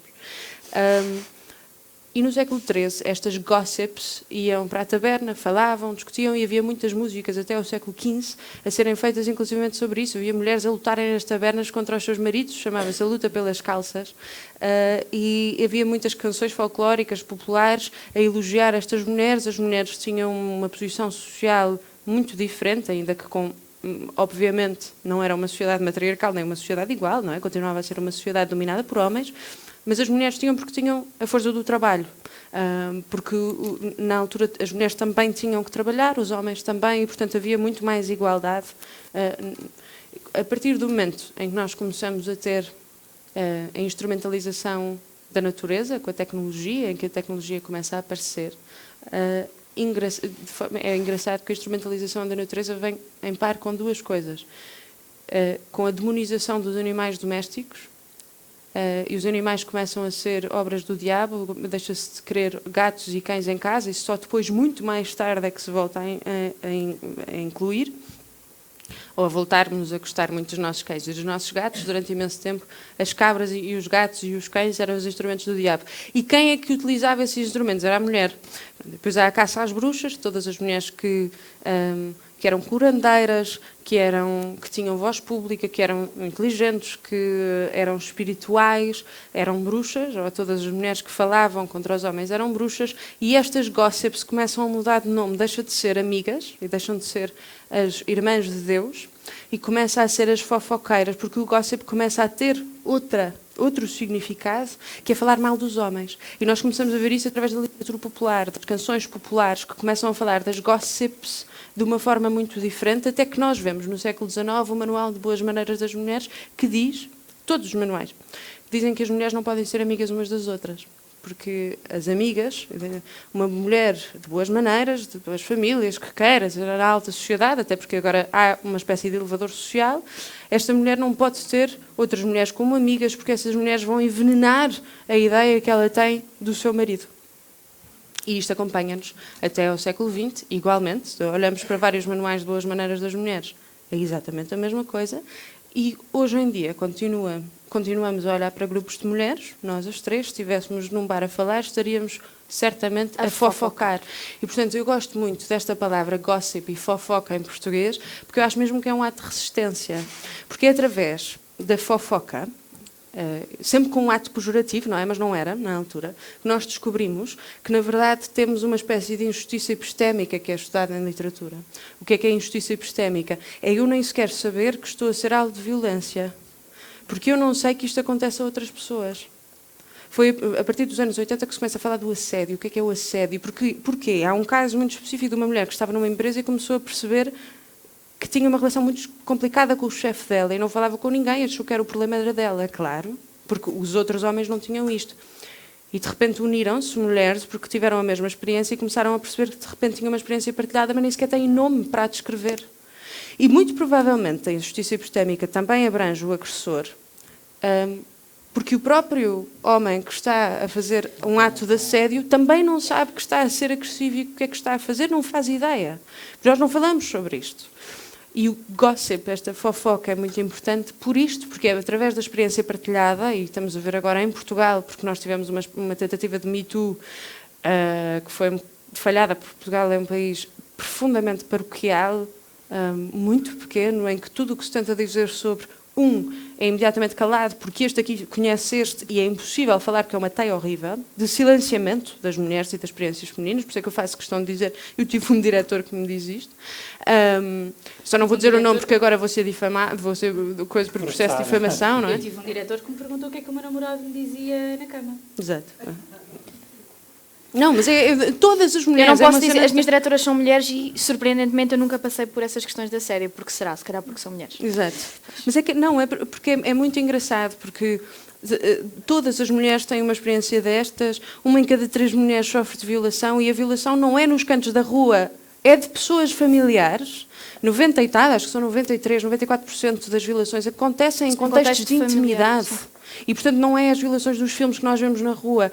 Uma em cada 3. Isto quer dizer que uma de nós, e se nós olharmos quantas mulheres é que estão aqui, é inacreditável. E, portanto, não é para assustar os homens ou para dar uma visão negativa, é para dar a visão da realidade. O que é que existe aqui? Porque eu tenho a certeza que isto não é novidade nenhuma para as mulheres para quem eu estou a olhar. É novidade sempre para os homens. Infelizmente. Mas é isto, estes espaços de partilha, que são muito importantes para que as mulheres sintam. Não estou sozinhas, este movimento Me Too está a ressurgir agora em Portugal, com um pianista de jazz que foi acusado e, a partir daí, 50 acusações sobre ele, eu por acaso conheci-o, e não me surpreendeu assim tanto, mas A mim também não. Porque eu também tive mensagens dele. Também mas, eu. Pronto, todas nós. Surpreende como é que ele tinha tempo para viver, com tanta mensagem que mandava a pessoas. É horrível. Eu não sei como é que... Ele tinha literalmente que gerir uma agenda, não sei mas como é que ele total, fazia isso. não sei como é que não confundes, não é? Sim, sim. Mas se calhar ninguém lhe respondia. Mas este grupo de Telegram que se criou para que as mulheres pudessem partilhar as suas experiências e as suas histórias num contexto de segurança com outras mulheres é importante precisamente por isso também, porque se luta contra esta violência epistémica. Muitas vezes nós não sabemos mesmo o que é que se está a passar, e os próprios homens, é bom falarmos disto com homens também. A maior parte dos homens não faz ideia que nós temos medo de andar sozinhas à noite, não faz ideia que nós andamos com as chaves de casa entre as mãos, não faz ideia que é incrível, e que eu falei com as minhas amigas todas, uma mulher portuguesa que está em Espanha ter criado aquela granada pacífica, a granada da paz. Toda a gente sabe de certeza, porque é inacreditável que nós tenhamos que falar sobre isto, mas a granada da paz basicamente é uma coisa que faz uns berros enormes e aciona logo o 112 e partilha a localização, etc. Eu ter que pensar sobre isto, eu tenho que pensar, se calhar vou comprar, porque se calhar me dá uma sensação de maior segurança. É surreal, nenhum homem pensa isto assim. Porque eu não tenho medo das outras mulheres, eu tenho medo de um homem. E não é porque vocês sejam maus, é porque sempre que acontece alguma coisa é um homem, e eu não sei, e normalmente são homens muito normais, não são esquisitos à partida, portanto eu não faço ideia de quem é que será. Mas se eu estiver na rua, os meus irmãos estão instruidíssimos a mudarem do lado de passeio, para não porem as mulheres... essa insegurança na rua? Claro. Claro, todas as mulheres podem dizer isso. Claro. Não conheço uma mulher que, por exemplo, em Lisboa vai correr à noite. Conheço muitos homens que correm à noite. Claro. Ou cedo de manhã. Eu não sei o que é apanhar um Uber e ver se for a fotografia de uma mulher, faço logo. Em vez de Eu tenho uma ser amiga um homem. que partilha a localização dela cada vez que entra no Uber, e ela vive em Bruxelas. Mas o nível... Ou seja, Claro. é do género... eu sou sempre a pessoa de confiança dela, de olha, fica atenta... E nós temos que fazer isso Eu não entre conheço um nós. homem que tenha que fazer isto. Exato, nunca. Nós temos que fazer isto entre nós. Eu partilho a minha localização com amigas minhas quando vou a algum sítio que eu acho que pode ser um pouco sketchy, não é? Mas não é por outras mulheres, lá está, é porque pode haver um homem qualquer que se passa da cabeça e eu nunca sei quem é. E provavelmente é só 1% da população, é imenso. Sim, importa aqui deixar essa nota de que não é uma generalização. Mas eu acho isso incrível, porque os homens têm sempre esse problema de que nós Not estaremos all men. Tem que sempre fazer essa ressalva. em vez de escutar. Não, mas estamos a escutar, mas esta generalização acaba por ser prejudicial ao debate do Mas meu nunca ponto foi de uma, vista. mas repara que eu nunca disse uma generalização. Eu disse que provavelmente Não acontece nada. Eu disse, não é para vocês. Eu estou só a dizer, a minha sensação quando eu estou a andar na rua, eu não sei distinguir, eu não sei ler mentes. A frase certa é: não são todos os homens, mas é sempre um homem. Muito bem. E abriremos agora o espaço para perguntas da audiência. Não se acanhem, não fiquem agora inibidos e inibidas. Foi por eu ter dito que ia matar os homens. Não vou, eu até tenho um filho, rapaz, que adoro. Um Manel. Um Manel. Um feminista. Há micro. Na realidade, mais em jeito de provocação, porque não... Diga o seu nome, por favor. Manuel António. Ok. Porque não sei a totalidade e não gosto de ter às vezes opinião sobre assuntos que não conheço profundamente. Mas daquilo que li ao longo do tempo, um movimento como o Me Too não me dá segurança nenhuma a um ser humano que se diz justo, que sempre defendeu direitos humanos, que durante muito tempo se assumiu como feminista, mas como eu hoje não sei o que é ser feminista, hoje não me assumo, porque acho que às vezes há mais discursos anti-homem do que feministas, e eu sou realmente um feminista, mas acho que a causa Me Too não ajuda nada nas mulheres. Porquê? Mas acho que hoje a extrema-direita está a avançar bastante, e o Vox, por exemplo, quando foi lançado aqui ao lado em Espanha, das 10 medidas que apresentava, 2 diziam eles que eram vocacionadas para a agenda anti-homem que havia na sociedade. Eu não subscrevo o que o Vox diz, mas eu acho que às vezes há algumas coisas que, na realidade, há um discurso que mete muito esse discurso dos homens, mete tudo muito no mesmo saco, que às vezes eu, que sempre tive a defender essas causas, quase que parece que sou quase metido também nesse saco dos homens maus, que em todo lado... Quer dizer, eu vi montes de pessoas a dizer que não têm medo de andar na rua à noite. Ouvi sempre mulheres a dizer que, embora eu saiba que não é bem assim, mas é um pouco assim, a mulher séria não tem ouvidos, e eu conheço algumas mulheres. Se um homem olhasse para elas de uma certa forma, se lhe dissesse coisas de uma certa forma, que ela era capaz de lhe dar uma lambada, ou era capaz de olhar para ele de forma que ele nunca mais andava. Olhava para ela da mesma forma. E há mulheres que, quando um homem tentou passar a mão pelas pernas no local de trabalho, ela deu-lhes uma lambada. E, portanto, também está muito da parte da mulher não permitir que haja um abuso da parte masculina, porque, na realidade, pode ser...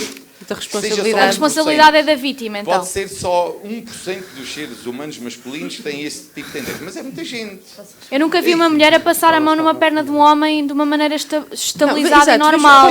Por esse ponto. Mas eu já vi mulheres a passarem nas pernas de alguns homens, como já vi homens a passar nas mãos de outros homens. Deve ter um trabalho bastante divertido, então. LGBT, mas na realidade estas situações acontecem na sociedade. Agora, se nós todos entrarmos nesta coisa de que os homens são o mal da história e coisas assim do género, acho que não sei se a gente vai caminhando no sentido certo, porque há quase aqui uma revolta, e eu acho que uma das agendas da extrema-direita tocando nesse discurso, está a ser demasiado tocado muitas vezes e que não é na realidade generalizado. É uma exceção que virou, entretanto, norma. Eu passarei então a palavra às 3, a Maria pode... pela Maria. Não, eu gostava só de fazer uma contra-pergunta, quase. Eu entendo a preocupação, até porque eu tenho 2 irmãos que eu adoro, e que são os meus melhores amigos mesmo, são meus 2 irmãos mais novos, e com quem eu discuto muito isto, porque eles me perguntam essas coisas também. Eu acho que é preciso haver um espaço de diálogo aberto em que os homens também podem entrar nesta discussão e neste debate. Eu gostava mesmo de enfatizar que não é contra todos os homens. Eu acho que há um problema porque os homens sentem muitas vezes que estão a perder uma coisa que quase que sentem que nunca tiveram. Não? Mas é importante enfatizar, eu não tenho um problema com homens. Eu tenho um problema com os homens que passam as mãos nas pernas. E eu gostava de lhe perguntar o seguinte: se o senhor Manuel António estiver na rua, aqui em Abrantes, se for se uma pessoa lhe aproximar-se de si com uma faca, que é para haver uma diferença de força física, com uma faca lhe disser que quer o seu telefone, a sua carteira, a sua roupa, e o Manuel António acabar por ir nu para casa, será que é justo eu dizer-lhe a seguir que a culpa é sua porque não fez frente ao bandido que tinha uma faca? Será? É exatamente igual. Não. Então porquê? Qual é a diferença? Um cargo público, e se uma mulher, se um homem qualquer lhe Eu só tocar na gostava de perna, saber qual é a ela diferença. está no espaço público e dá-lhe uma lambada. Qual é a isso que diferença? se quer. Mas qual é a Não diferença? É uma faca. Mas eu não disse, eu disse para o senhor estava num espaço público, pode ser durante o dia. Não Sim, fez pode. nada. Não fez nada. Não é uma faca. Não é uma lambada que se pode dar. Quanto é que o senhor pesa? Aqui a questão, estamos 60, a falar da 60 responsabilidade, quilos, e a 70 responsabilidade quilos, nunca o pode que ser da quiser. vítima. Não é essa a minha questão. A questão é, o senhor tem um homem lutador de wrestling que pesa 150 quilos, ou jogador de rugby, o que seja, e esse homem aproxima-se de si e pede-lhe a sua carteira, pede-lhe a sua roupa toda e o senhor vai nu para casa. A culpa é sua porque não lhe fez frente. Não é? Não pode ser.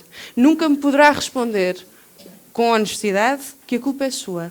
E, portanto, eu digo-lhe com honestidade que a culpa não é da vítima, que não lhe dá uma lambada a um homem que provavelmente pesa o dobro, que tem o dobro da força e que tem o dobro da credibilidade com a sociedade, que a seguir vai dizer a louca que me deu uma lambada. E os homens todos vão acreditar nele e provavelmente metade das mulheres vai acreditar nele também, por isto que eu já expliquei.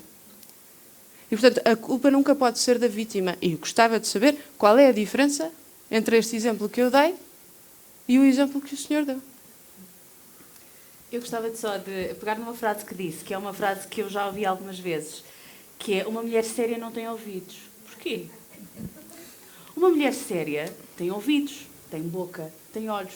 Uma mulher séria ouve, pensa, reflete, olha, observa e fala. Portanto, eu fico um bocado... causa-me desconforto, porque também eu já escrevi uma crónica sobre um piropo que eu vi na rua e respondi de volta, e escrevi uma crónica sobre isso, sobre essa experiência. E muitas das respostas que eu tive a essa crónica foi: uma mulher séria não tem ouvidos, tens de ouvir e calar. Porquê? Porquê é que eu estou permanentemente a ser colocada num lugar em que... A responsabilidade é tua. Em que a responsabilidade é minha e que eu é que tenho que gerir os meus sentimentos face àquilo que me foi dito. E que muitas vezes, aqui na questão da defesa da vítima, que é, temos de ensinar as mulheres a defenderem-se, temos de ensinar, ou as pessoas a defenderem-se, temos de ensinar a ignorar. Não, nós temos é de ensinar e mobilizar a sociedade para parar de atacar, não é? Não é uma questão de defesa, é uma questão de... O ónus tem de estar no agressor. Por exemplo, nós quando escrevemos notícias sobre... E eu aprendi isto na faculdade. Quando escrevemos notícias sobre violência doméstica, muitas vezes escrevemos... E há essa indicação... Porque há estudos que nos indicam muitas vezes como é que se deve transmitir uma notícia, porque isso provoca um determinado sentimento na pessoa que está a ler. Muitas vezes, quando se fala de violência doméstica, escreve-se: mulher foi morta por marido, mulher vítima de... Não! Homem mata mulher. A ação não está na mulher que foi morta, a ação não está na mulher que foi agredida, a ação está na pessoa, no agressor que agrediu a mulher. E eu aqui digo agrediu a mulher porque estatisticamente os homens agridem mais as mulheres. Também há mulheres que agridem homens. Também há mulheres que agridem homens. E o feminismo também fala para eles. O feminismo fala isso e permite acrescentar outra Exatamente. coisa. O feminismo é importante também para que os homens que são agredidos, porque também os Percam há, a vergonha. falem disso, falem de sentimentos, para que se desconstrua Apresentem também. queixa no caso Claro, em que que aconteça. desconstrua a masculinidade tóxica de que um homem tem de estar sempre a exercer força e que não é um ser afetuoso, que não é um ser presente na família, que tem de prover para a família toda. Portanto, o feminismo, para responder também à sua pergunta, o feminismo é pensado para as mulheres, mas também deve ser pensado para os homens. Ou seja, o papel do feminismo deve ser garantir um equilíbrio na sociedade. Eu tenho muitos amigos que muitas vezes têm um problema com a palavra feminismo, porque parece que é dirigida aos homens. Porque é que não se fala de igualdade de género quando o feminismo é para isso mesmo? Portanto, eu percebo a sua pergunta, porque há aqui E, de facto, acho que a agenda da extrema-direita se aproveita muito deste discurso em que é muitas vezes e peço desculpa se foi essa a mensagem que eu passei quando estava aqui a falar, de que há o nós versus os outros, porque não é esse... ou seja, a ideia não é de que nós estamos aqui a retirar um espaço que é vosso, nós estamos a reclamar um espaço que também é nosso, e isso é diferente. Nós não estamos aqui para tirar o lugar a ninguém, estamos aqui para dizer... Nós também merecemos estar aqui. E quando eu digo nós, não é o nós apenas nós mulheres, mas é o nós que a Adriana falava quando começou essa intervenção das pessoas que estão na aldeia isoladas e que também elas devem ter uma representação no espaço público, também elas devem ser representadas na Assembleia da República, porque eu digo-vos, eu estou na Assembleia da República, eu tenho dificuldade em reconhecer as caras, porque aquilo são todos iguais. As caras são todas iguais, de homens com uma determinada idade, com... as feições há pouca representatividade, há pouca diversidade na Assembleia da República. Até do ponto de vista da forma. As pessoas são todas muito iguais e são todas juristas, têm todas o mesmo percurso profissional, académico nos partidos e, portanto, a diversidade é importante porque isso depois também contribui para que haja um maior interesse, uma maior participação política, uma maior participação cívica, porque a participação política não acontece só no dia em que vamos votar, deve acontecer todos os dias com imensas outras formas de participação ativa, nomeadamente orçamentos participativos, sei lá, estou a pensar na primeira, mas e a questão da representação versus a representatividade, ou seja, não basta estarmos lá em números, é preciso que as pessoas se sintam representadas e, portanto, este trabalho dos nós, o nós versus os outros também deve ser diluído e devemos ter um discurso inclusivo e, portanto, agradeço a sua pergunta porque acho que é pertinente por isso mesmo e porque também me dá a oportunidade de dizer que o feminismo é para nós as três, de certeza absoluta, acho que não estou aqui a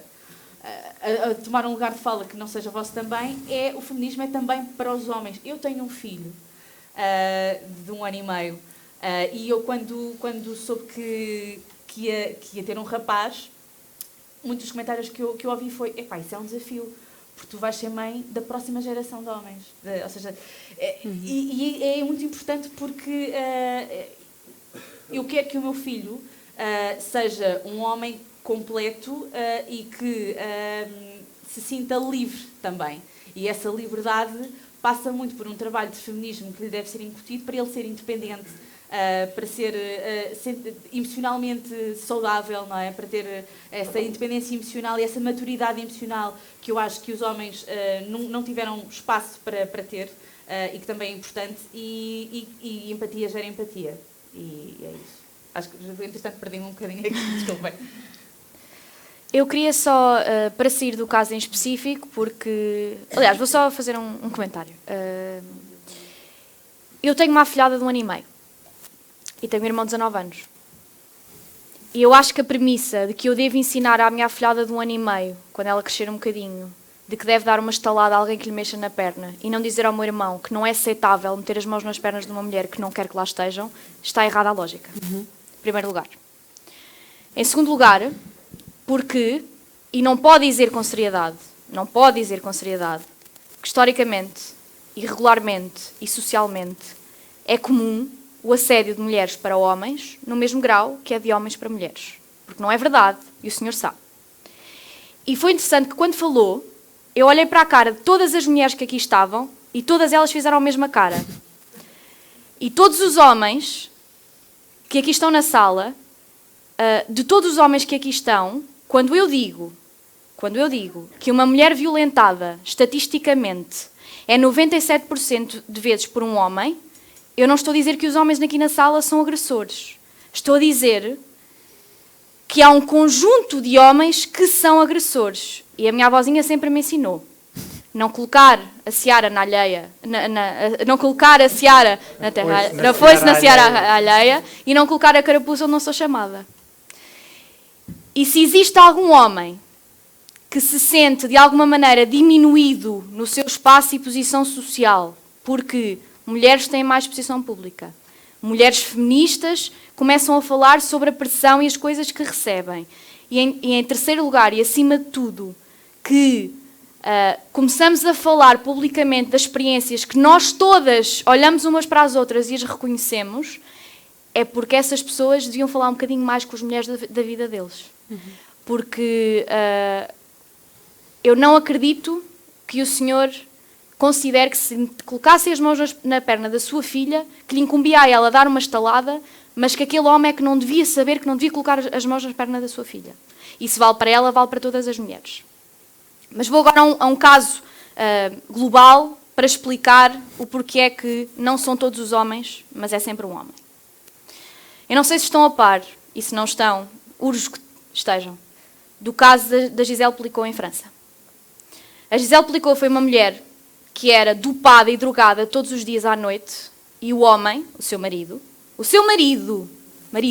com quem casou, 20 e tal anos. com quem teve filhos, durante 20 e tal anos, drogou-a, e as pessoas, homens da comunidade, violavam-na à vez. Mas nem todos os homens que lá foram a casa consumaram o ato.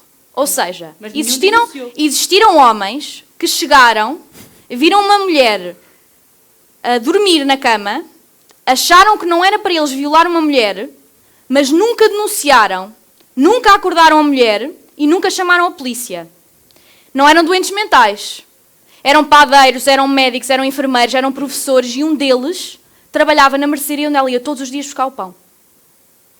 Falo-me de um caso similar em que uma mulher tenha feito exatamente a mesma coisa. Porquê é que não existe? Existe uma cultura de hipermasculinização e de hipersecretismo e de resguardo de homens que são agressores. E caso vocês não saibam, tiveram um candidato a eurodeputado com uma queixa muito credível de violência doméstica. Quantas vezes isso foi falado durante a campanha? 0.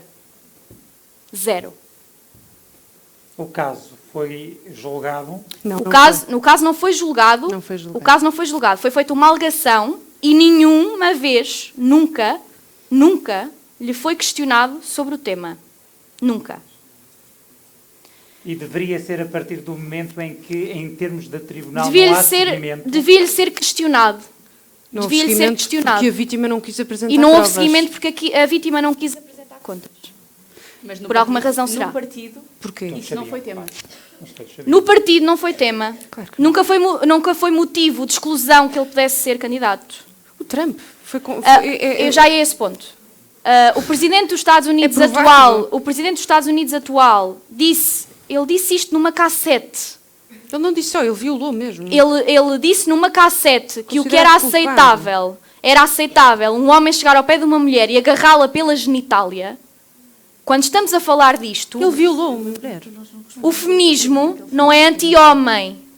O feminismo quer mostrar que isto é experiência vivida e coletiva da grande maioria das mulheres. E vou só terminar com este ponto. Eu venho de uma geração de mulheres, e quem aqui está e que é de uma aldeia ou por acaso teve a infelicidade de ter tido uma vida ou familiares que vêm de um ponto bastante baixo, como é o meu caso, eu venho de uma família cujas mulheres e o que faziam da vida, desde os 9 anos, era servir na casa das famílias mais ricas na cidade. E eram sempre mulheres e faziam coisas como a iniciação sexual dos jovens na casa. E eram compradas como gado. A minha bisavó foi comprada por uma família rica de Coimbra como gado. Se acham que a minha bisavó estava nas mesmas circunstâncias que o irmão dela, que foi para a escola, que depois pôde ir seguir estudos e ter uma carreira, não é igual. E eu falo do feminismo e sou feminista para garantir que a experiência vivida da minha bisavó, que eu vejo todos os dias nos olhos dela quando estou com ela, não é algo similar ao que a minha afilhada vai viver. E isto é o feminismo. Em 3 gerações, eu estou aqui, quando o futuro miserável que a minha bisavó ou a minha avó tiveram foi ficar na aldeia onde estavam. Isto é feminismo. E é também, como eu disse há pouco, quando existe mulheres em espaços profissionais que permitem que outras mulheres também consigam ascender. Isso é feminismo. E também é feminismo quando eu digo que nós chegámos agora, há 2 semanas atrás, e em termos económicos, as mulheres, até ao fim do ano, era como se deixassem de receber. Porque para trabalho igual não há salário igual. E eu sei que existe muito esta ideia também, e que está a começar a ser disseminada, que as mulheres, antigamente ficavam em casa e cuidavam dos filhos, os homens é que trabalhavam. Podia ser nas famílias ricas. A minha bisavó sempre trabalhou na lavoura e na terra, como o meu avô, como o meu bisavô. Mas chegava à casa e ainda tratava dos filhos, tratava da casa, lavava a sua casa, ainda tinha que fazer trabalho a mais na casa dos outros. E o meu feminismo serve para que eu, quando tiver um marido e tiver uma filha, ela veja a mãe e o pai fazer o trabalho doméstico exatamente ao mesmo tempo. Para que ela própria tenha esse exemplo. Isto tudo é feminismo. Tudo o resto é reacionarismo. É reação ao progresso social. E é uma forma de evitar esse feminismo, não é? De evitar esse progresso. É reacionarismo. E eu costumo dizer isto e vou terminar só com isto. Eu não estou a dizer que exemplos históricos de masculinidade, como abrir a porta e ser um cavalheiro para a mulher passar, é aquilo que eu e o meu feminismo estão contra. Estejam à vontade. Dá-me o braço, estejam à vontade. Os conceitos históricos de masculinidade que eu estou contra, e que eu não concordo, era que até há relativamente poucas décadas, violação dentro do casamento não era violação, porque era o marido. Ou nós sabermos que, e a estatística é 97% das violações são feitas dentro de ambiente íntimo e familiar. 97. Esse é o feminismo com que eu luto. Portanto, eu vou sempre ensinar ao meu irmão de 19 anos que ele não deve pôr as mãos na perna de uma mulher. E espero que a minha afilhada não tenha que ouvir e aprender como se defender e dar uma estalada quando lhe fizerem. Muito obrigado. Eu vou... Muito rapidamente aqui, só por a questão do Me Too. Sim. Só porque eu recomendo a quem não viu, há um filme excelente, muito bom, que é o Promising Young Woman, não sei qual que é a realizadora, já não me recordo, mas é basicamente a história de como cada vez que há, para responder à questão do Me Too, uma denúncia, o comentário é, mas ele é tão bom rapaz. E ela também é boa rapariga, ela também tem uma carreira pela frente que muitas vezes acaba por ser rotulada, enquanto o candidato a eurodeputado é eleito e está neste momento no Parlamento Europeu. Portanto, há aqui a questão, a mim o Me Too não me mete medo, porque eu não vou agredir ninguém, porque eu não vou violar ninguém, porque eu não vou assediar ninguém. Portanto, faz-me confusão que os homens tenham receio de ser acusados, porque já vimos quando as acusações acontecem, são muito poucos os casos em que elas têm uma concretização prática na vida das pessoas, porque os homens seguem a sua vida, os agressores seguem a sua vida sem grandes condicionantes. Portanto, eu acho que o importante é criar-se um ambiente onde a pessoa a ser questionada não é vítima, e que não há, que do lado dos homens ou do lado das mulheres não há o medo de, se elas agora começam todas a denunciar, ninguém vai fazer isso. Porque a mulher que denuncia fica com um rótulo para a vida. Fica com ela, olha, foi ela que apanhou, deixa de ser a jornalista e passa a ser a vítima de. Porque o rótulo da vítima de é mais pesado que o agressor de. E, portanto, era só essa a chega que eu queria dar e já não... Muito bem, muito obrigado. Nós estamos mesmo claramente...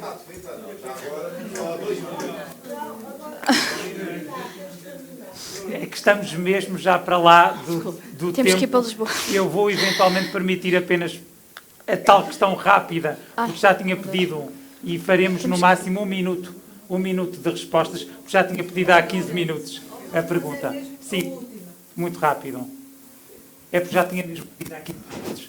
Bom, eu corro o risco de dizer uma série de asneiras e de ser mal compreendido, mas provavelmente ainda bem. O que eu tenho a certeza é que quando nós, posso estar errado, e há grandes probabilidades disso, é que nós andamos envolvidos, quando discutimos sobretudo estas questões na sigla inglesa de DEI, não é? De desigualdades, equidade, diferença, Okay. inclusão. O que estamos a fazer muitas vezes é acicatar as desigualdades, a aumentar a exclusão e por aí fora, Correto, já ouvi. Bom, eu sinto-me quase, porque há uma certeza que eu tenho, é que nós seremos mal compreendidos mesmo se não dissermos nada. Quando corremos esse risco com forte probabilidade. E sinto-me quase na obrigação, porque acontece muitas vezes isto, quando alguém tem a coragem de dizer aquilo que pensa, sendo que aquilo que pensa pode não ser bem compreendido ou não ser muito popular, eu sinto na obrigação de defender o Manuel António agora. Porque eu é que conheço o Manuel António. Não é? E eu sei que o Manuel António não pode sair daqui com o rótulo de sexista, homofóbico ou outra coisa qualquer. Não foi esse o estou a caso. dizer que sai. Sim, não foi esse o caso. Desculpa, mas agora sou eu que estou a falar. E eu estou a dizer a minha opinião. E comecei por dizer que corria o risco de ser mal interpretado e dizer uma série de asneiras, mas é um risco que eu compro. Portanto, é o meu risco, não é o vosso. Não é? Porque muitas vezes vamos ter aí. Porque é isso que acontece muitas vezes. E aquilo que eu sinto que acontece também muitas vezes é que estamos numa plateia, nestas plateias, estamos basicamente de acordo sobre as questões.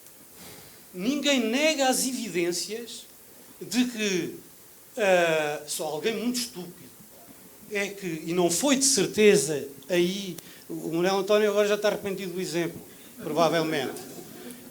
Ninguém, no seu bom senso, acha que é mais correto dar a estalada do que ensinar que o que não pode é pôr a mão. Isto é evidente, não é? Isto é evidente. E, pelo menos para mim... A minha questão não foi essa. Eu estou a dizer que foi. Pelo menos para mim, isto é evidente. A questão não foi essa. Da mesma maneira, e por isso mesmo é que eu acho que é preciso muito cuidado, porque como vivemos num tempo, e daí as votações nos trampos deste mundo, porque nos perdemos todos em trincheiras que construímos, numa sociedade completamente tribalizada, em que estamos todos à procura da primeira oportunidade de disparar a nossa arma, já que mais não seja com etiquetas para o outro. Pimba, és racista. Pimba, és neocolonialista. Pimba, és homofóbico. Pimba, és sexista. Pimba, és outra coisa qualquer. E é preciso, quando estamos na posição de ter voz nestes debates, fazer uma pequena diferença. Não é sempre um homem. É quase sempre um homem. Não, é sempre um homem. Não, é quase sempre um homem. Estatisticamente é sempre um homem. Não, não é sempre um homem. Se quiser agora ser honesto e verdadeiramente honesta, as estatísticas são factos, não mentem. Exatamente. E as estatísticas dizem que é quase sempre um homem. Quantas Não mulheres dizem- agridem mulheres, sabe? Sei. Quantas? Vós Diga. estatísticas não Mas gastam- mas Não diga. vamos estar aqui a Desculpe. discutir estes números. Desculpe. Sim. Isso está nas estatísticas. E se quisermos ser honestos, sabemos que não é sempre um homem. É quase sempre um homem. E outro cuidado que eu acho que é preciso dizer é não são os homens. São quase todos os homens. Eu sou muito condescendente. Digo que é quase sempre e são quase todos. E são, não é... Mas parece-me que essa são muitos clarificação homens. Não ficou é da parte das três. essa- Essa clarificação ficou da parte Mas das três, até na ideia essa clara de que não estava aqui um É ataque que para a próxima aos podem homens convidar da para sala. ser Sim, oradores. mas e termino com isto. O tom do discurso, quando são os homens, o tom de antagonismo levam a intervenções como fez o Manuel António e como eu estou a fazer, não é? E aquilo que eu quero dizer com isto é que é preciso muito cuidado em não criar este tom de antagonismo, porque pomos aqueles que estão a favor, muitas vezes em posições Muito bem. de se colocarem contra. E é isso que eu quero salientar. Muito obrigado. Muito obrigado. Agora Assim, estou a começar a ser. nós estamos claramente fora do nosso tempo. Agradecer à Adriana, à Maria, à Liliana a disponibilidade e o brilhantismo com que nos apresentam sempre. Agradecer a vossa presença e a continuação de um excelente Festival de Filosofia. Vamos ter agora o momento musical. Muito obrigado.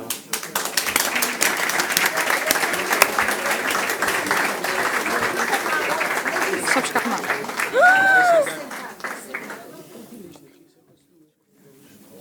Espera, que tenho isto a cair. Viu.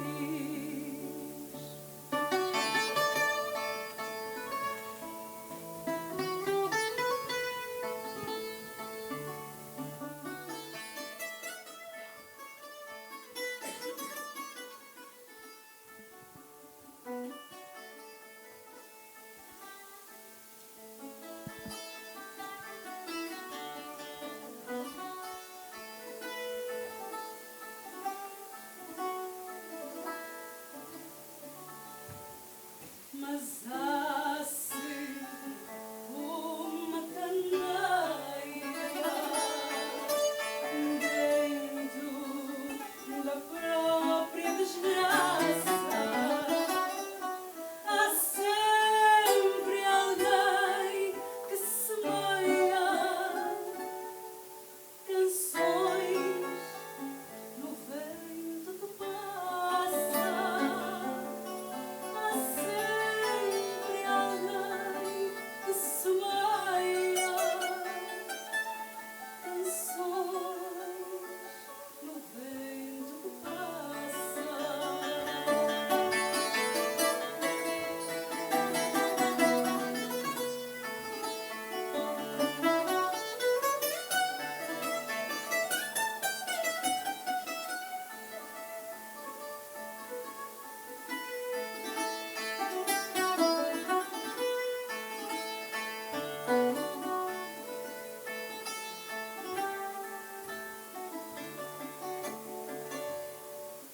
Mesmo na noite mais triste, em tempos de servidão, há sempre alguém que resiste. Há sempre alguém que diz que não. Há sempre alguém que resiste. Há sempre alguém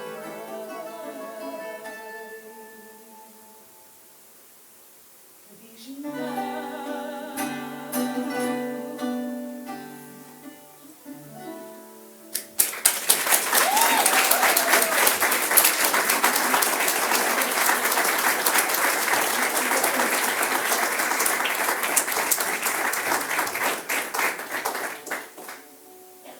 Boa noite.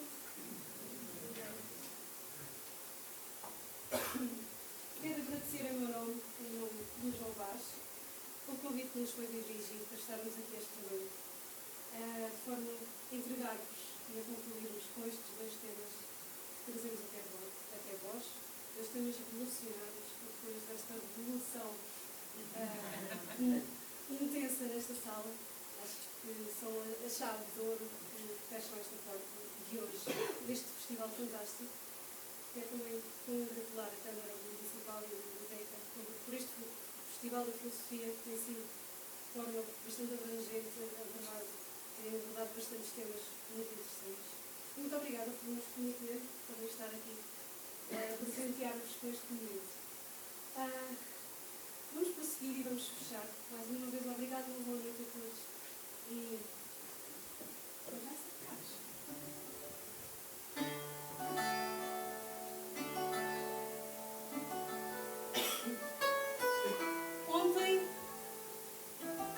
Ontem apenas fomos a voz sufocada de um povo a dizer não quero. Fomos os bobos do rei, mastigando o desespero. Ontem apenas fomos um povo a chorar. Na sarjeta dos que, à força, ultrajaram e venderam esta terra, hoje nossa.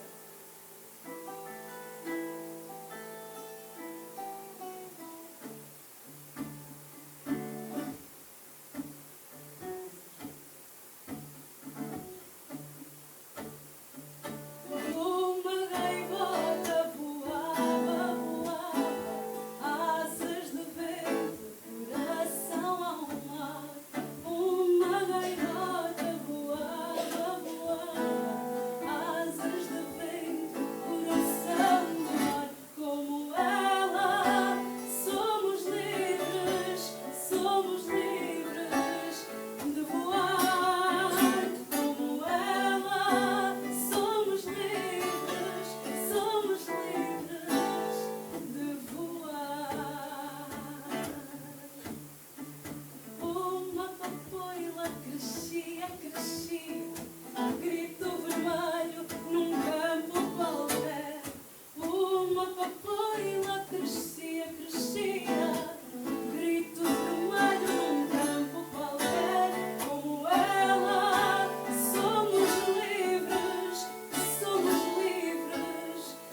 crescer como ela.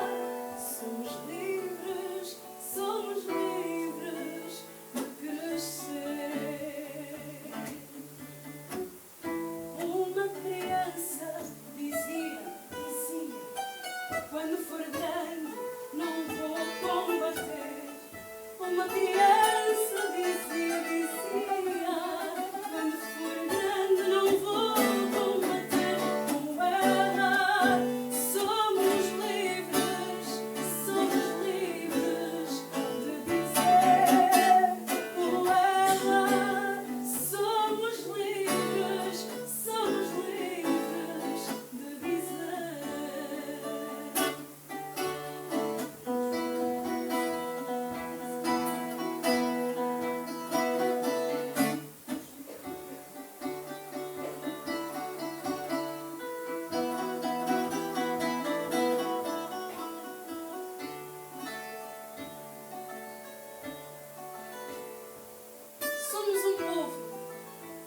Somos um povo que serve a fileiras, parte à conquista do pão e da paz. Somos livres, não voltaremos atrás.